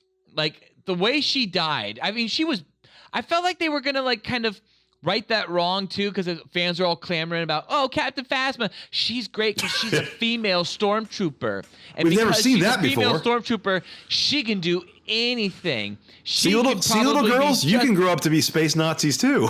You can. It's great. And, and they could be big and strong and brave. And then she gets this, like, incredible death sequence after barely being in the episode 8. They completely were like, she had less screen time, I feel like, in episode 8 than she did in episode 7. I think so, yeah. I would say so. Maybe less lines, at least. And then she gets the death Boba Fett should have had, right? Boba Fett dies like a little bitch. Boba Fett flies because fucking Han Solo bumps him with a staff, hits the fucking engine, rockets take off, Boba Fett lands on the fucking Jabba barge, then falls to his death in the Sarlacc pit, right? And then he climbed out of it and went on many adventures. That doesn't exist anymore. That's been all wiped clean from Disney's purchase of Star Wars. So we don't know what happened to Boba Fett, or I'm sure there's some new fucking comic out there that tells you. But anyways. Boba Fett's dead. He's still alive in this canon too, by the way. I feel like her death was like, see, fallen into a fire pit, she's fucking dead, explosion, she's gone. This is the death Boba Fett Captain deserved, Phasma serves no purpose in these films. No, she really doesn't, does she? She's terrible. She's still alive, I'm betting, and she's gonna show up in the next one. She just looks cool. Yeah, that's it. She's the Boba Fett. I never really got into Boba Fett when I was a kid because I wasn't like getting into like, get that fucking UPC sticker or whatever and then fucking send it off and you fucking get Boba Fett in the mail. Like I wasn't that age. So for me it was just like yeah, I don't know what you meant by any of that. That's how you got Boba Fett. That's how you got the Boba Fett action figure. It was the only way to get that Boba Fett action figure. Anyways, so I just was like, Boba Fett's the character that's kind of in Empire and then just dies like a bitch in Return of the Jedi. Like, to me, I never thought of Boba Fett as this fantastical character. I thought that's kind of one of the things the prequels sucked about, too, is how they tried to, like, shoehorn Jango Fett into it. Yeah, I didn't like how they shoehorned him into the prequels at all. I'm kind of happy that he hasn't shown up at all so far in episode 7 and 8, and I would hate it if episode 9, all of a sudden, there was, like, a Boba Fett son. He's dead. It's like a clone of Boba Fett. Speaking of someone who did show up, what did you guys think about Yoda? I loved Yoda, but you know what? I did not like the fact that he looked like shit. And guys, was he real CGI? What do you think? Puppet or CGI? He was made from the original mold of the Empire puppet. Yes. He was. He was a puppet. That's awesome to me. And Frank Oz actually came in and worked with the guys who are building the Yoda, and they got the original painter, the woman artist who painted this Yoda's skin. She came back. And then Rian Johnson fucked it up by shooting it and covering it with CGI. And also, no, he fucked it up by having him not act like Yoda. Yoda acts a very specific way. This is like halfway between regular Yoda. This is not prequel Yoda. This is Empire Strikes Back Yoda. It was Empire Strikes Back Yoda, like when he's going through Luke's stuff. Yeah. That's when he's pretending to not be Yoda. Like silly. Yeah, right. I know. Yeah. As soon as he finds out, he admits that he's fucking Yoda. He's like, you will be. He's serious. Every time you see him, he acts the same way he does in the prequels. He gets serious. After he burns the tree and he just sits down next to Luke, he gets kind of serious. I liked how he burned the tree because once again, he was cackling when he burned. He was like, he was like, what the fuck? It was the metaphor of we are burning all the old Star Wars. Like that tree going up was proof that this was Rian Johnson being like, look, I am burning it all down. Kill it. And Yoda's even explaining why I'm burning it all down. But Rey saved the books. She does still have the books. Because nothing in this movie actually happens. It's all a fucking it's circumventing your what the fuck is this wrestling now? I can't even say it. I've heard it so many times. Subverting your expectations. Yes. The entire movie is the plot of the movie. Hey, even though your expectation is probably better than what I'm going to subvert it with, much better in many cases, take my subversion. I feel like this movie was literally just so much. Yoda proved to me that Luke will show up in episode 9, and maybe he can retcon some of these things you don't like about his character. Yeah. Also Yoda introduced that he could physically alter the world, which means that maybe Luke can come back and physically alter the world, and maybe we can get our big Luke moment that some of us do want. No, Luke's dead. At this point, this series is going to be about Rey, Kylo, Poe, and Finn. Not with JJ at the helm. No, I think JJ is kind of fucked, to be honest. I think JJ's probably... But by the way, JJ had to turn on December 15th. We are recording this right now on December 19th. JJ on December 15th turned in a draft to Bob Iger. And who knows? Hopefully it's good. But I imagine he's trying to take this into a different direction. And I think he's trying to set up episodes 10, 11, and 12. I'm not interested in those. No one is, but that's why Star Wars is going to take a break until Rian Johnson gets done with this trilogy. Whatever the fuck this trilogy is. This trilogy could be 10, 11, 12. This trilogy could just be a random fucking trilogy of his own telling completely, and it's completely separated from this saga. I hope the Skywalker saga, though, ends on episode 9, and that's that, and we're just done. And it ends with Kylo dying. I think the Skywalker saga ended on episode 6. What we're getting now is just like, here's the old characters to anchor in the new guys, but we're going to kill them off each movie. Oh my God, what are they going to do about Leia in the next movie? You can't say she went back to her home planet because it got blown up. Yes. Exactly. I think we're going to get a traditional Star Wars time jump of what's been happening. Leia died sometime in that period, and the Resistance now is even worse than ever. You know, it's instead of 10 people, it's now 9. Yeah, so look at this. So check this out, guys. So I don't care what happens. Han dies in episode 7. Luke dies in episode 8, and we'll get some kind of information right now at this point. Like when we watch episode 9, we'll see, something about Leia dying, right? So they're all they just killed the cast off. So does episode 10 start off with Lando just driving the fucking Millennium Falcon? Oh, hell just yeah. like, hey, baby. That's one thing with Leia dying a whole year before this actually got released is that was a perfect opportunity not to kill Luke off at the end. Yeah, they could have. That's right. They should have reshot Carrie it. Fisher did die on December 27th, 2016, and like we said, we are recording this on December 19th, 2017. So it's almost been a year since Carrie Fisher has passed away. Yeah. I think Felk. Let me ask you the question. I think this would change a lot of people's minds on the people that actually hate this movie. If Luke did have his big scene at the end and did come in and save the day, would it change your thought of the movie? It would lessen the damage, but no. The damage was when basically they had their opportunity through reshoots. I thought, like, okay, this is how Leia dies. I mean, first of all, by the way, Admiral Akbar also dies in that scene and is never mentioned. Yes. And nobody cares. And it's believed that you can hear in the background Admiral Akbar. I did not hear it, but it's believed to hear him say it's a trap right before he explodes. Oh, that's awesome. I mean, come on, guys. Does it matter that Admiral Akbar died that way? I mean, he had No, I think it's fucking great that he died that way. I didn't even notice. When Leia got sucked out into space, I thought they were killing her off right there. I was like, wow, they're doing it right here. Yes. Yeah. And so everything when I've seen in the preview, they've now cut because she died. And when they cut to her body, I was like, oh, this is odd, but I guess maybe that she's CG there, and they're just kind of like making sure you understand that, like, like the sun will set in her eye, it'll be and then she starts to like move her fingers, and then she starts coming back, and I was just like, oh my God, this is in such poor taste. It's not their fault that she died, but like, this would be considering she comes back and does nothing but deliver like a line or two. They could have easily just removed her from the movie. Yeah, they should have probably cut her. Yeah, they should have cut her. Maybe, yeah, that would have probably been better. And they could have saved a horrible, horrible scene. But they had that scene where they filmed her and Luke meeting up again, and they wanted to keep that intact. Of course, yeah. Maybe. But she doesn't actually meet him. She's meeting his ghost and doesn't realize it. And he gives her dice, even though the dice disappear because they weren't real either. Because nothing mattered. Let the past die. Those dice are from the Millennium Falcon, by the way, episode 4. No, they're just his projection of them because they fade away. No, I know, but those dice are hanging in the Millennium Falcon. And yeah, it was a really touching moment between the two of them where he's tricking her. Yeah. Yep. He is. What do you guys think about, by the way, the Battle of Crete? That ending I liked a lot. I liked when the shots, the visuals there of them flying across the salt flats with the red. I liked clearly right that. The Hoth battle, right? I was looking at my watch the majority of that time, just being like, when is it fucking over? So many homages of them lining up in the trenches, like in Hoth. The shield generator was like the fucking wall, and the walkers coming in. It was clearly like Hoth, and I was digging it. But I mean, like, look, if Laura Dern's brilliant plan was that instead of doing anything else, it was to evacuate. Brilliant plan. It was to evacuate the fleet while they were chasing the big ship to get it to a stronghold. By the way, what was that ship called? To get it to a strong. I don't know. To get it to a the Radis. Okay. To get it to a stronghold. Yeah. That's the Rogue One. That's Rogue One. That's Admiral Radis. General Radis. To get it to a stronghold. And then the stronghold was immediately under assault, and they had to leave the stronghold. Why go to the stronghold? Yeah, they had to leave that old rebel base. They went to some old rebel base on Crete, and it was fucking like, oh, we can't hold this shit. We gotta get out. We're fucked. They are fucked. The plan was they were assuming they were going to get there with hundreds of soldiers, not just fucking 20. And I guess they had a distress call, and nobody answered it. Nobody answered it. That was Luke. weird. That was weird. Yeah. Luke answered it. At this point, I'm like, why am I rooting for the fucking rebels? Yeah, this is all episode 9, right?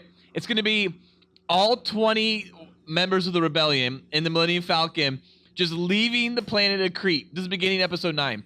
And they're just taking off.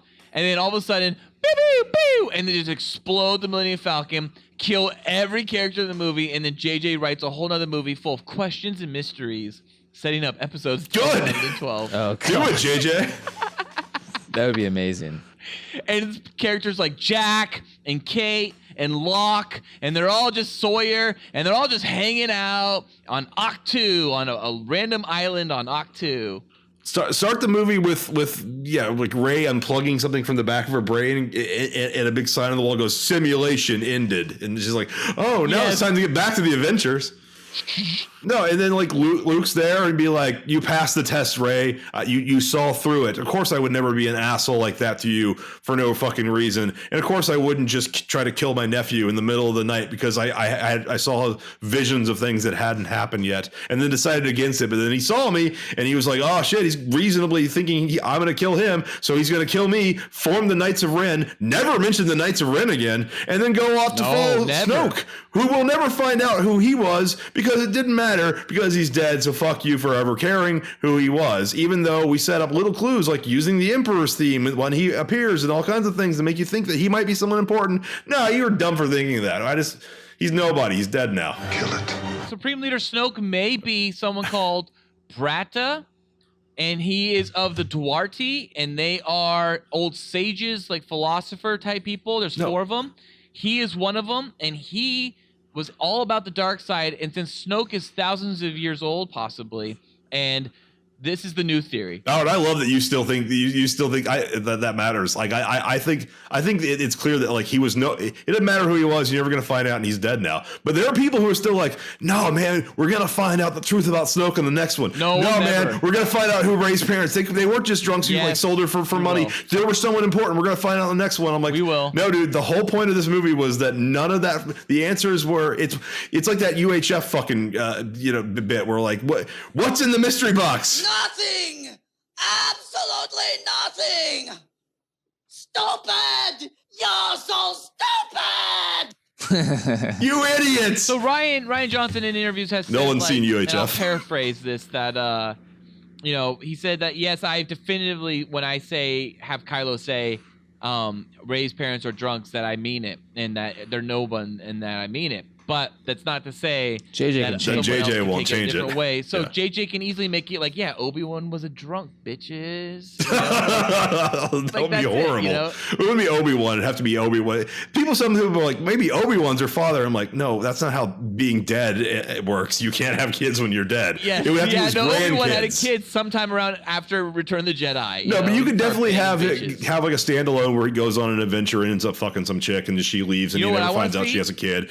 And then that's Rey's parents. I want to see a 32-minute Obi-Wan porno on Pornhub where he's just going around filling bitches up with fucking Force ghost jizz. It's all consensual.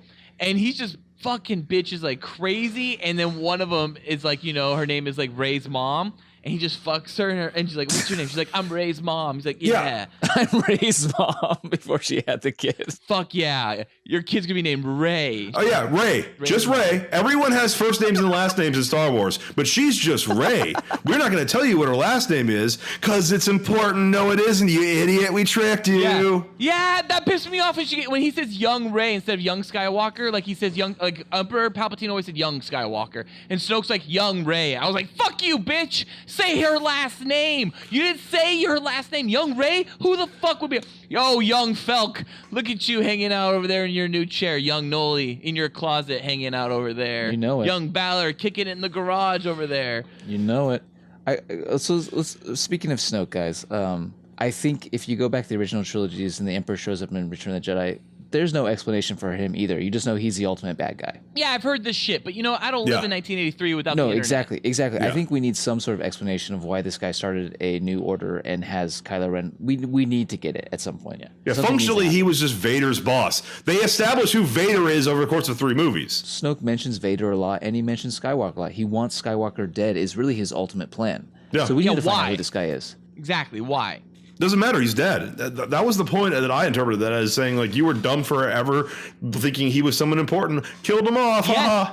And they had flashbacks, or I'd like to call force-backs, right, in this movie, Force and they've backs. done that, and they've shown that in other films too. So maybe they'll do that in fucking episode 9. Anyway, I wanted to mention Snoke because I loved how we got to him right away. We didn't wait around for him. We got to see him, and he looked fucking great.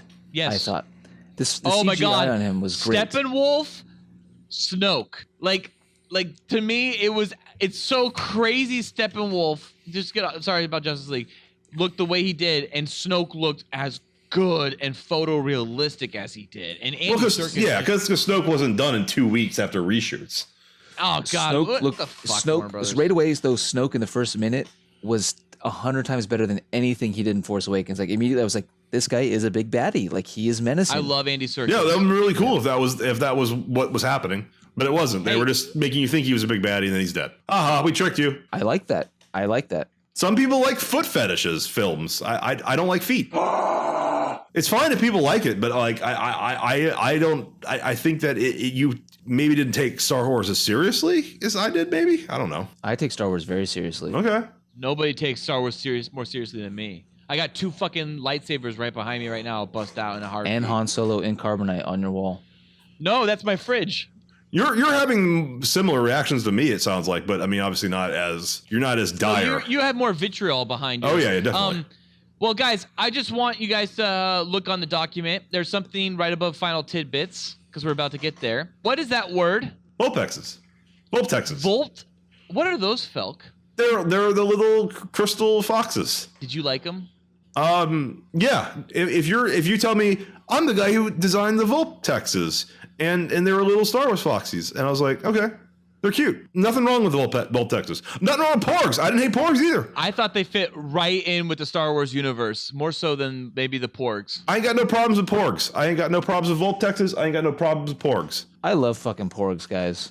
I like love the Porgs, and I love cutting to the islands, and you hear all the and this horrible fucking Porg noise out of nowhere, and it's just them flying around porging their noises. I think the Porgs are great. I think the Volpexes, whatever they're called, I loved all the animals in this. They're fun, and that's why I didn't like the horse bunnies. I love the horse bunnies, and I love the fucking seals that they were drinking the green milk out of. I actually missed that scene because that's when I was walking out of the theater. Oh, dude, I loved it. Luke sucks down some fucking orange. Some green fucking that's seal why is milk. that a big contingency with some people who hate the movie? Like, what the fuck does that have to do with What is anything? it? I missed the What scene. happened? Some people hate the fact that Luke just sucks on some like green juice out of a alien's teat. He doesn't suck on the tit. He pours it into a glass and then. But drinks some people, it. that's one of the reasons they hate the movie. To me, that's What? just like just weird Star Wars stuff. I didn't like, see it. Yeah. He drinks blue bantha milk in A New Hope. Why is it an issue? He drinks green fucking whatever milk in Yeah, them. it wasn't to me, but apparently it's a big issue online with people being like, "Why the fuck did you do that?" I don't have a That's problem with weird. that. I loved from it. what I read. I loved all the animals in this movie. I thought they were great. I thought I was going to hate the porgs. And that's why Ryan Johnson loved got the new trilogy, because he created all that stuff from scratch, Oh, unlike he JJ, did. who didn't really create Loved it. great aliens in his film. Great. Yeah, huh? Well, he created Maz Kanata, which is dumb in this movie. Oh, and that's so okay. So speaking of a JJ alien, Maz Kanata was in this Kanata's movie. cameo in this movie was fucking worthless. Get what her was out of that? here. She sucks. She was playing Gears of War. Get out of here, Lupita. By the way, come up to my hotel room. Yeah. Do you like ficuses? What's up? Do you like ficuses, Lapita? Because he jacked off into a ficus. Harvey Weinstein. Guys, last little question I have for you guys, okay? In the Battle of Dakar, which is the opening space battle, Which was great. I don't know why you guys don't like that. I loved it. And the Dreadnought and the way they updated the B wings into these huge bombers, loved it. I loved every second of the new space battle. I thought it was so fucking tight. There is a point where BB-8 goes beep boop boop boop bop bop bop beep boop bop bop or whatever, and then Oscar Poe Dameron goes, let's say happy shit only, fucking BB-8 motherfucker, and then Leia's all like, I have to agree with the droid.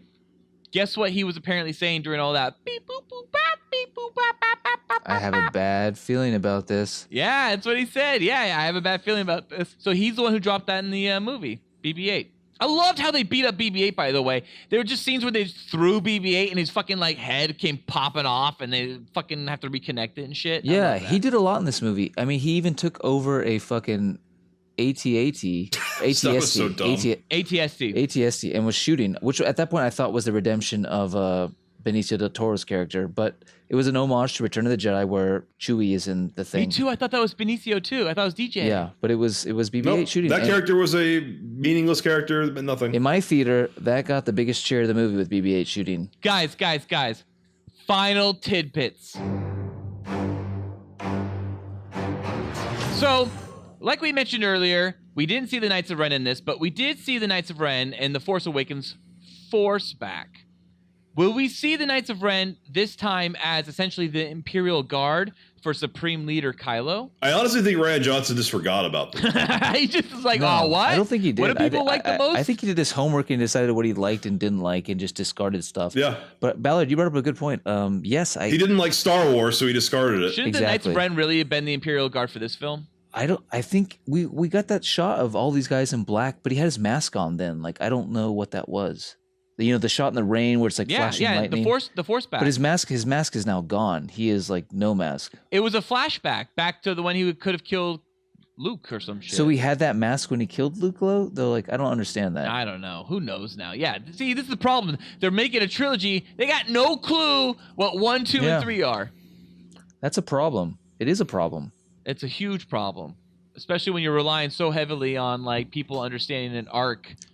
But you know what? It makes the DCEU look organized and planned out. No, he doesn't. No, it doesn't. No Unfortunately, way, which is really sad, Warner Brothers. Like, that's sad. Here's my thought. I gave Force Awakens 5 out of 5. I think JJ can rein this in and make it a great trilogy, and you guys will just eat your fucking words on this one. Oh, really? Okay, Noli, let's literally hear your boys right now for Episode 9. What? The Berlin Decision. 5 out of 5 boys. Episode 9, The Berlin Decision is 5 out of 5 boys? Yep, exactly. The Berlin Decision, Episode 9 is 5 out of 5 boys. Doug, how about you?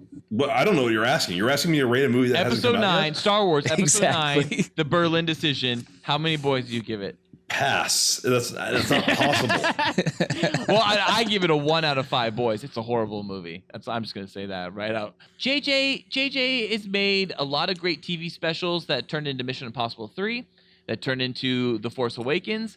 TV specials. Also, he's made TV specials that turn into Super 8 and things like that, which are like kind of good, but then you're just like, where's the story here? What's the idea of this movie? Yeah. If JJ gives me a rousing final chapter and doesn't have to wrap up everything, but it's fun and exciting like Return of the Jedi, then he's done his job. Yeah.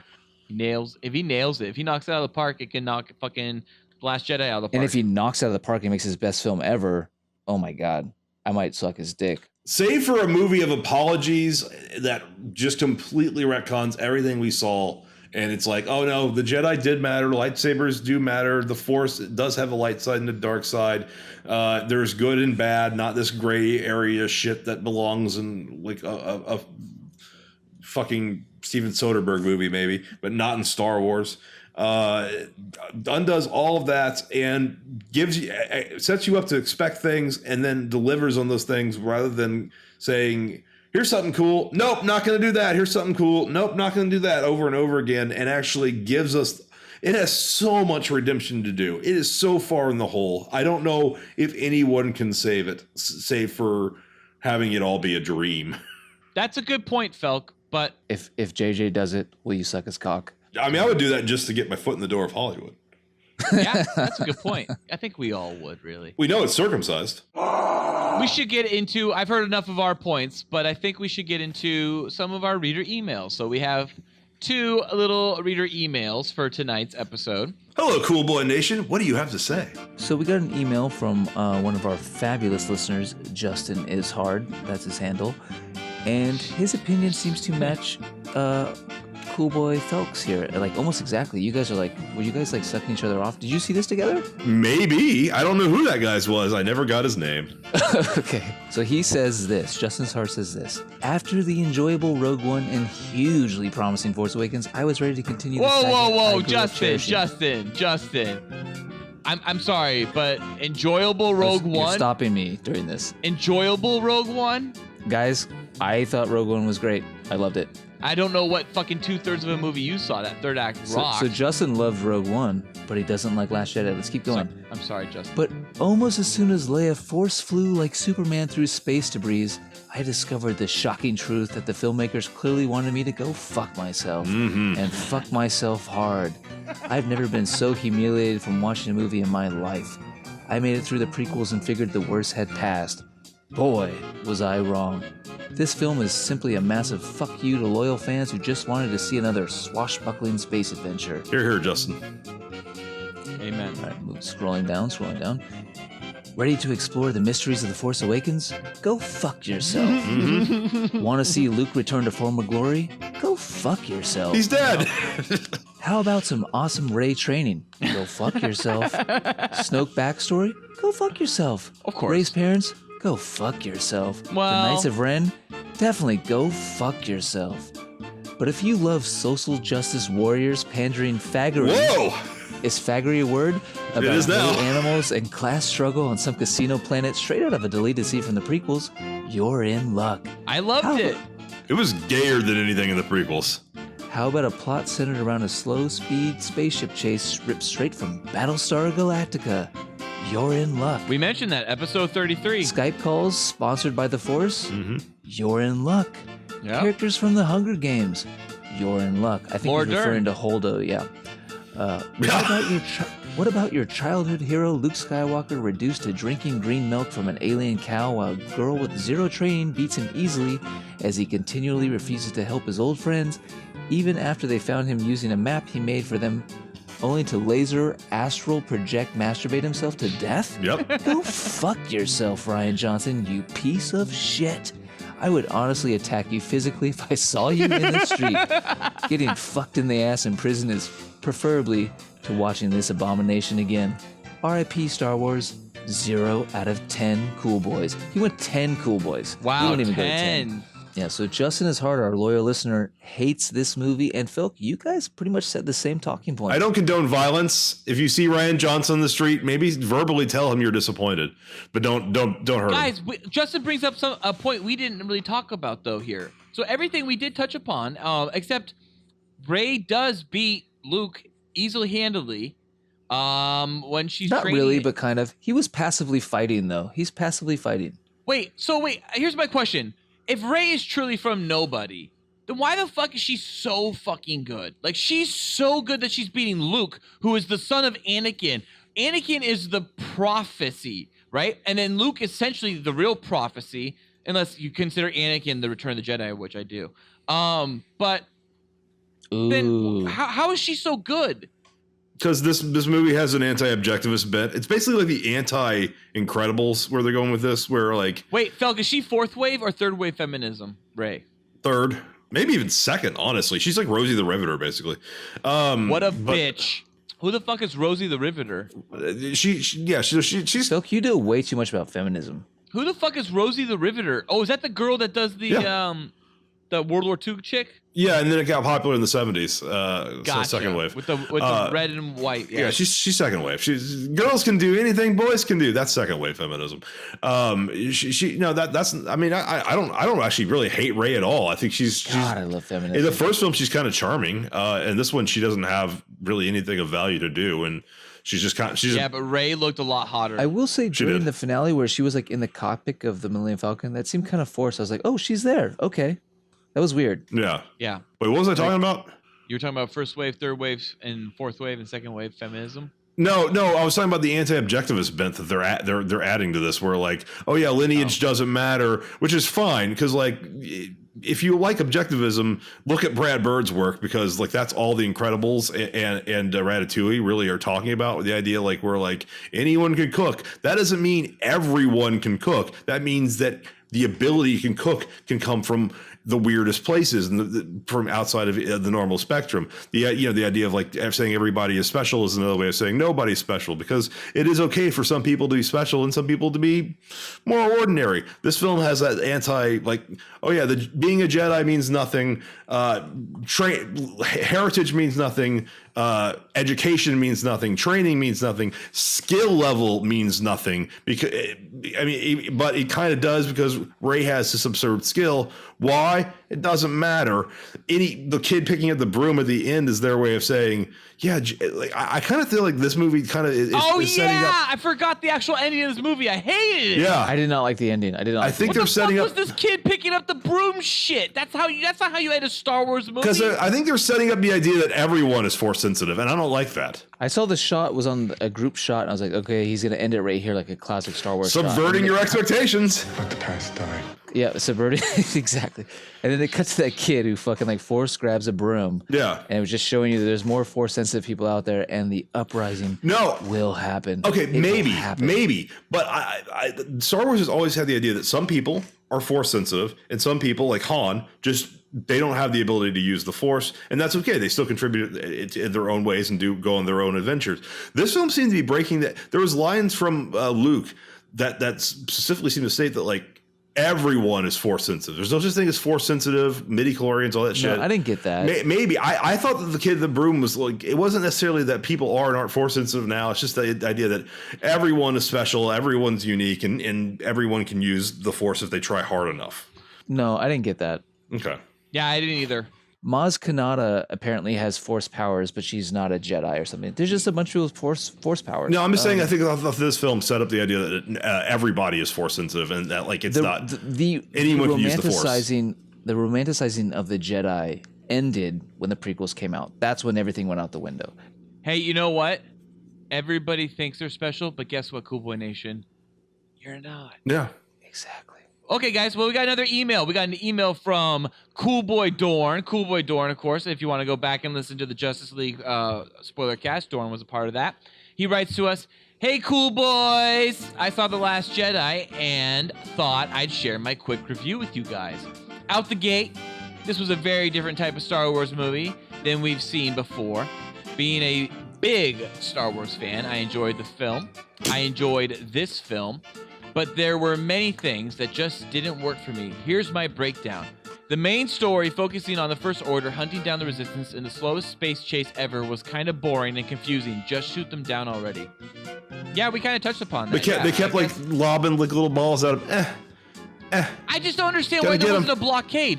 We've used blockades many times in the Star Wars galaxies before, and they just don't use it now? Star Wars doesn't matter anymore. That's the answer. I felt there was a reason they couldn't light speed through the ships. And I felt like they kept mentioning that they were just out of range the whole time. Like maybe I'll go back and rewatch it because of that, Noli, and maybe Star Wars: The Last Jedi will get like over $500 million just because of that. Okay, do it. Maybe. Snoke was a totally wasted character. Yeah, in the end, he absolutely was. We'll see. We'll see how that pans out. It's not over yet.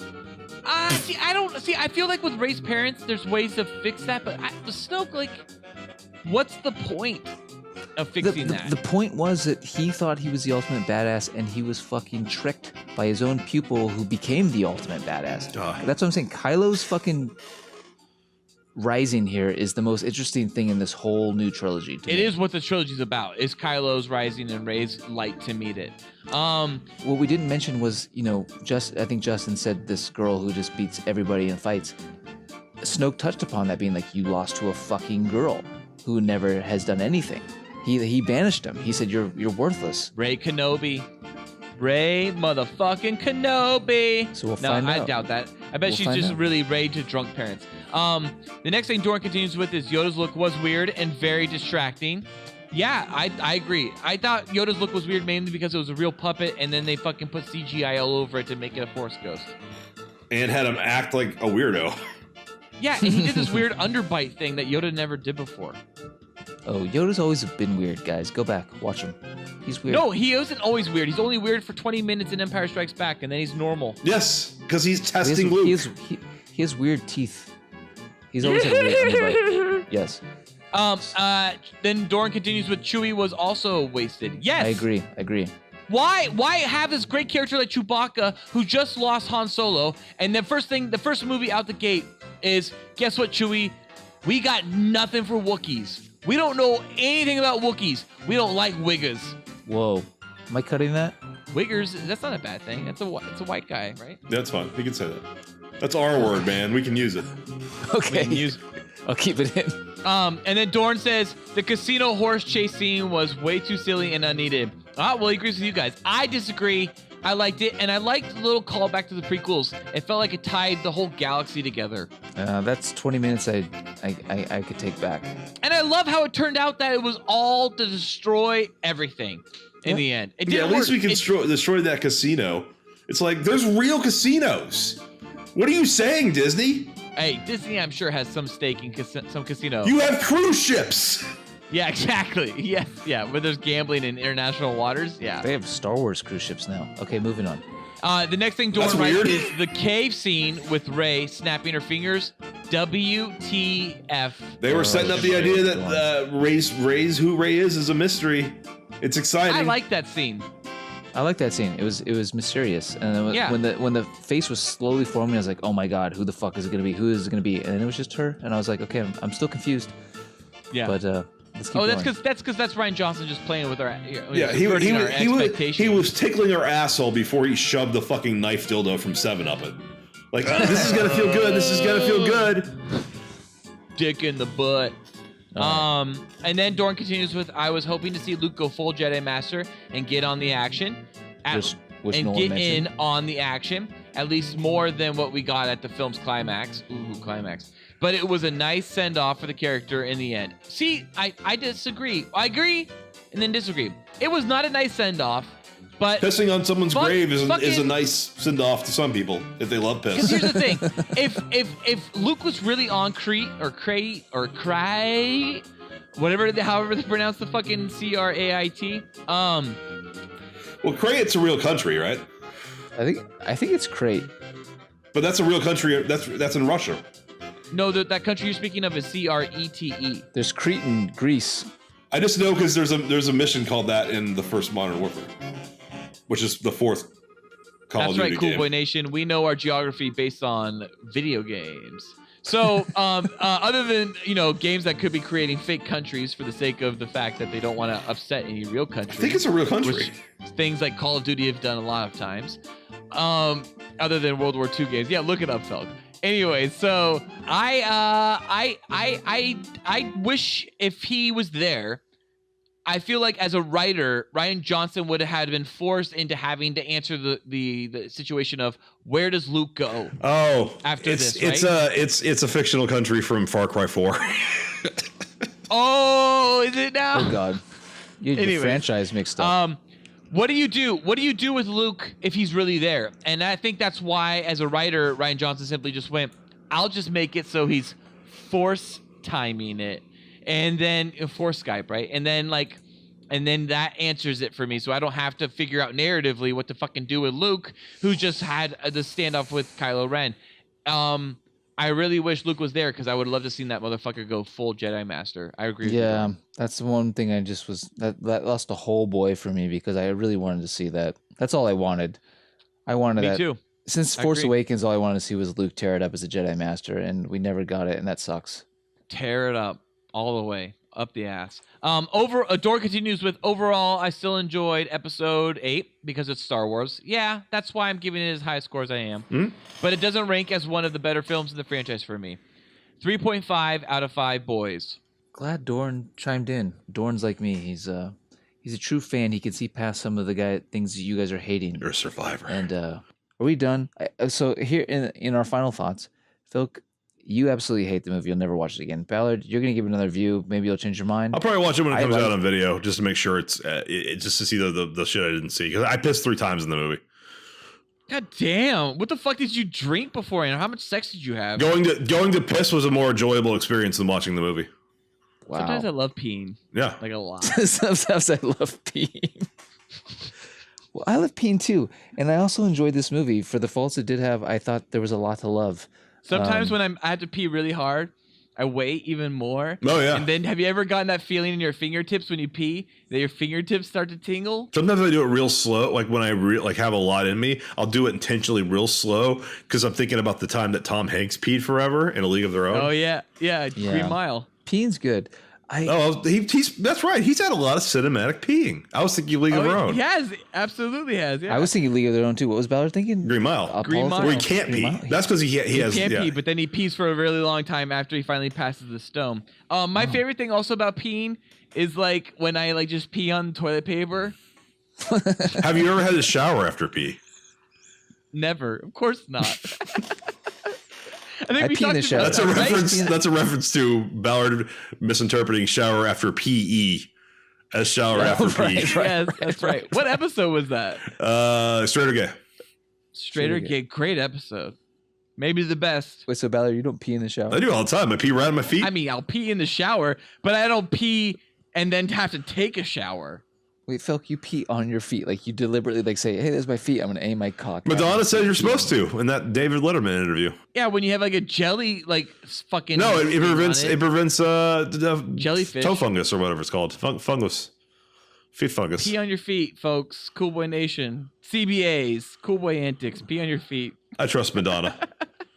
Why would you lie? All right, guys. Let's rank our fucking 8 films, okay? So we already there's did 8 that. films in the franchise. No, we Let's didn't. rank them, big guys. Wait, we already did this. No, the way the Spoilercast work is first we do the Cool Boy rankings for each movie of the saga, and at the end we get to rank the movies. in the saga. You said ranking earlier on, Nola. You meant rating. So we gave our rating earlier. This is the ranking. Okay, so this is the ranking. I'll go first.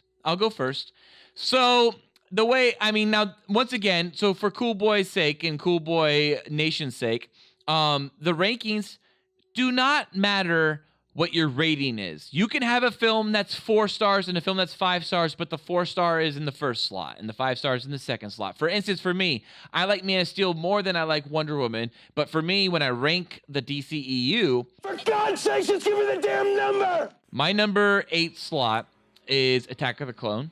My number 7 slot is Revenge of the Sith. My number 6 slot is A Phantom Menace. My number 5 slot... Worst title. ...is The Last Jedi. My number 4 slot is The Force Awakens. My number 3 slot is Return of the Jedi. My number 2 slot is A New Hope. And my number 1 slot is The Empire Strikes Back. Okay, cool. Felk, you. I will rank in the opposite direction of best to worst. The best, in my opinion, ranking the 6 Star Wars movies is Empire Strikes Back, followed by A New Hope, followed by Revenge of the Sith, followed by Return of the Jedi, then Attack of the Clones, and then The Phantom Menace. And then ranking the 3 Disney products that have been released, I would say The Force Awakens is the best, followed by Rogue One, followed by The Last Jedi. All actual Star Wars movies are better than the Disney products, in my opinion. So if you want to put those 3 at the bottom, that's my rankings. Rogue One would be my number 9 slot, I guess. Oh, you hate that one the worst. Yeah. Yeah, I think it's the biggest piece of shit. Oh, you guys are so fucking blinded by the dark side. I think Last Jedi is worse because it's a better made movie than Rogue One. It's just Rogue One doesn't really damage the franchise or the culture. When you guys go back and watch Last Jedi, you will see like there is some really good filmmaking going on there. Like things look great, things are flowing. Like you might not agree with the character choices and what happens, but it is a really well-made movie. There can be really great directing, lighting, cinematography, filmmaking, and creativity in a snuff film, but it's still a snuff film. and The Last Jedi is a snuff film. Only Star Wars is what's being horribly killed instead of some random transient. Yeah, Felk, that is an amazing analogy. That was great. That was fantastic. I mean, no one cares what my top 10 is, but no, do it. No, it's top 9. It's top 9, unless you want to throw Clone Wars in there. I would throw Clone Wars way up there, and I would throw Ewoks even higher than some of those. I got to go best to worst too because I can't start at the bottom. For me, so horrible. I'm just a sucker for fucking Return of the Jedi. I fucking love it. Okay. That's your number 1. Return of the Jedi, then Empire Strikes Back. Wow. Then New Hope and Force Awakens are both right there at the same thing because they're like kind of like the same movie. Then I will go Last Jedi. Then I will go Revenge of the Sith. Then I will go Phantom Menace. And then I will go Attack of the Clones. And Rogue One? Rogue One, anything's better than the prequels. Rogue One would be right above the prequels. I hate the prequels. the finale in Rogue One is some of the best Star Wars there is, and Rogue One includes one of the best scenes from Star Wars ever, which is fucking Vader jumping on that ship and just doesn't make any sense why Vader can do that there and then can fucking not do it later when he boards the fucking the blockader. On top of the fact, why does R2-D2 have jets in fucking episodes 2 and 3, but not in episodes 4, 5, or 6? They were disabled. I'm not talking about R2. They were disabled in a different I know, but mission. it's the same thing. It's the exact same thing. It's Vader can do this amazing shit now, can't do it later. You got to read the expanded universe book, the story of the Adventures of R2 Jedi. Watch a movie. The Adventures of R2-D2 in his jets. What did he do that he couldn't do before? He did everything. He force pulled people and he cut people down. What did he do that he couldn't do? Dude, ever? okay, Vader's all like, yo, stormtroopers, you guys go into fucking this thing, right? This fucking Corvette, because, like, I ain't gonna go in. But by the way, just moments before, I'm gonna totally go in by myself and just wreck shop. Maybe he and, was like, spent. not need He you was guys spent. at all. It's like after you had sex. After you had sex, you're spent. You need a couple minutes to recuperate. Oh, that's how the Force works? And the same in Empire Strikes Back when the ground troops come in and he just kind of strolls in afterwards. It's the same in Last Jedi. We cut back to him. He was fucking sweating his ass off. He was sweating his ass off and he died because he used so much energy. No, he didn't die he died because the fucking Emperor used all the electricity and that dark fucking lightning. I'm talking about Force lightning Last on Jedi him. with Luke. Luke, they cut back to him. He was sweating his ass off like he'd just been greasing it for fucking 10 years. Oh, Last Jedi. He was tired. He died Do from you tired. think he was force masturbating? Oh, exactly. What else was he doing? I'm using so much of my energy Skyping to you, I might die after this podcast. New episodes of the Cool Boys Podcast come out every Tuesday. Be sure to follow us on Twitter at Cool Boys Podcast and join our Facebook group. You can email us at thecoolboyspodcast@gmail.com. That's the Cool Boys Podcast. Be sure to like and subscribe to us on YouTube. You can find us on YouTube by searching The Cool Boys Podcast. And we're the 4th result down when you do that. Be sure to rate and review us on iTunes at The Cool Boys Podcast. And if you'd like, you can donate to us on Patreon and receive additional episodes of Cool Boys After Dark and a Cool Boy shout-out on our normal episodes that air every Monday. You can find the Cool Boys on Patreon at www.patreon.com/coolboyspodcast. Thank you for listening. Stay cool, Cool Boy Nation. Until next time, it's Bye-Z's from Felk. Bib Fortuna's cool. I'll say Felk Fortuna. Hey. And that's Bizees from Boba Ballard. And that's Bizees from Neon Nolan. Bib Fortuna's a cool guy, man. That's Jabba's He's right-hand man, Jabba's right? slave. He Yeah, owns he's a cool him. guy. He's cool. In the Got a lot experience. of dicks on his head. He had a great look. Like I said, Return of the Jedi is one of my favorite ones because Bib Fortuna. Exactly. Yeah. Bib Fortuna is the reason this is my favorite film. That's it? The Yeah. dicks on the head? All the dongs Yeah. just wrapping around his neck? He was so strange. I like Yaddle. So Yaddle is my favorite strange. character. Oh, yeah. She was hot. Yeah, Oh. fuck Who? that Yaddle. Is that the green girl? No, Yeah. no. Yaddle is the Big fat one. female Yoda from Phantom Menace. No, wait. Who's the fat prostitute? Well, there's a character credited as Fat Dancer. That's the Fat Dancer. Yeah, that's it. that's her Fat character name, Dancer. Fat Dancer. I love her. She's my best. And I think it's pronounced in Star Wars. It's pronounced Fat Dancer. Yeah. Yeah. This Don't episode was say. weird. That we really lacked the funny until kind of the end when we started just like giving in to like the silliness of Star Wars. Star Wars. there was Well, too that'll be much- the trivia episode. Star Wars is dead. There was some. Felk, it's so crazy how much you hated this film. Very passionate. Yeah. Well, Cool Boy Nation, tune in then to our trivia episode of Star Wars that will be releasing on May the 4th, 2018, and you'll get some more of this cool Star Wars banter. Bantha poodoo. Banta puto. Was that fucking Sepulveda? Did he say that? Sepulva. Sepulva? Sepulva. God. Felk, honestly, Sepulva talking like makes you happy and fucking Last Jedi doesn't. Sepulveda is a street in Los Angeles. What the fuck are you talking about? He sucks. Sepulveda. Who the fuck is Sepulveda? You talking about Sebulba? Sepulva. Sebulba. Sepulva. Sepulveda. Sebulba. Sepulveda Boulevard. How long ago has this music been running for below us right now? It's gonna be a nice outro. It's gonna be fun. No, are you gonna cut out all my opinions and like have like Franken lines where we go like, I loved it. You what? upstanding American boy. You have excelled in all things. I pump while I dump. Oh, yeah. So cool. Oh, yeah. So cool. Oh, yeah. So cool. Oh, yeah.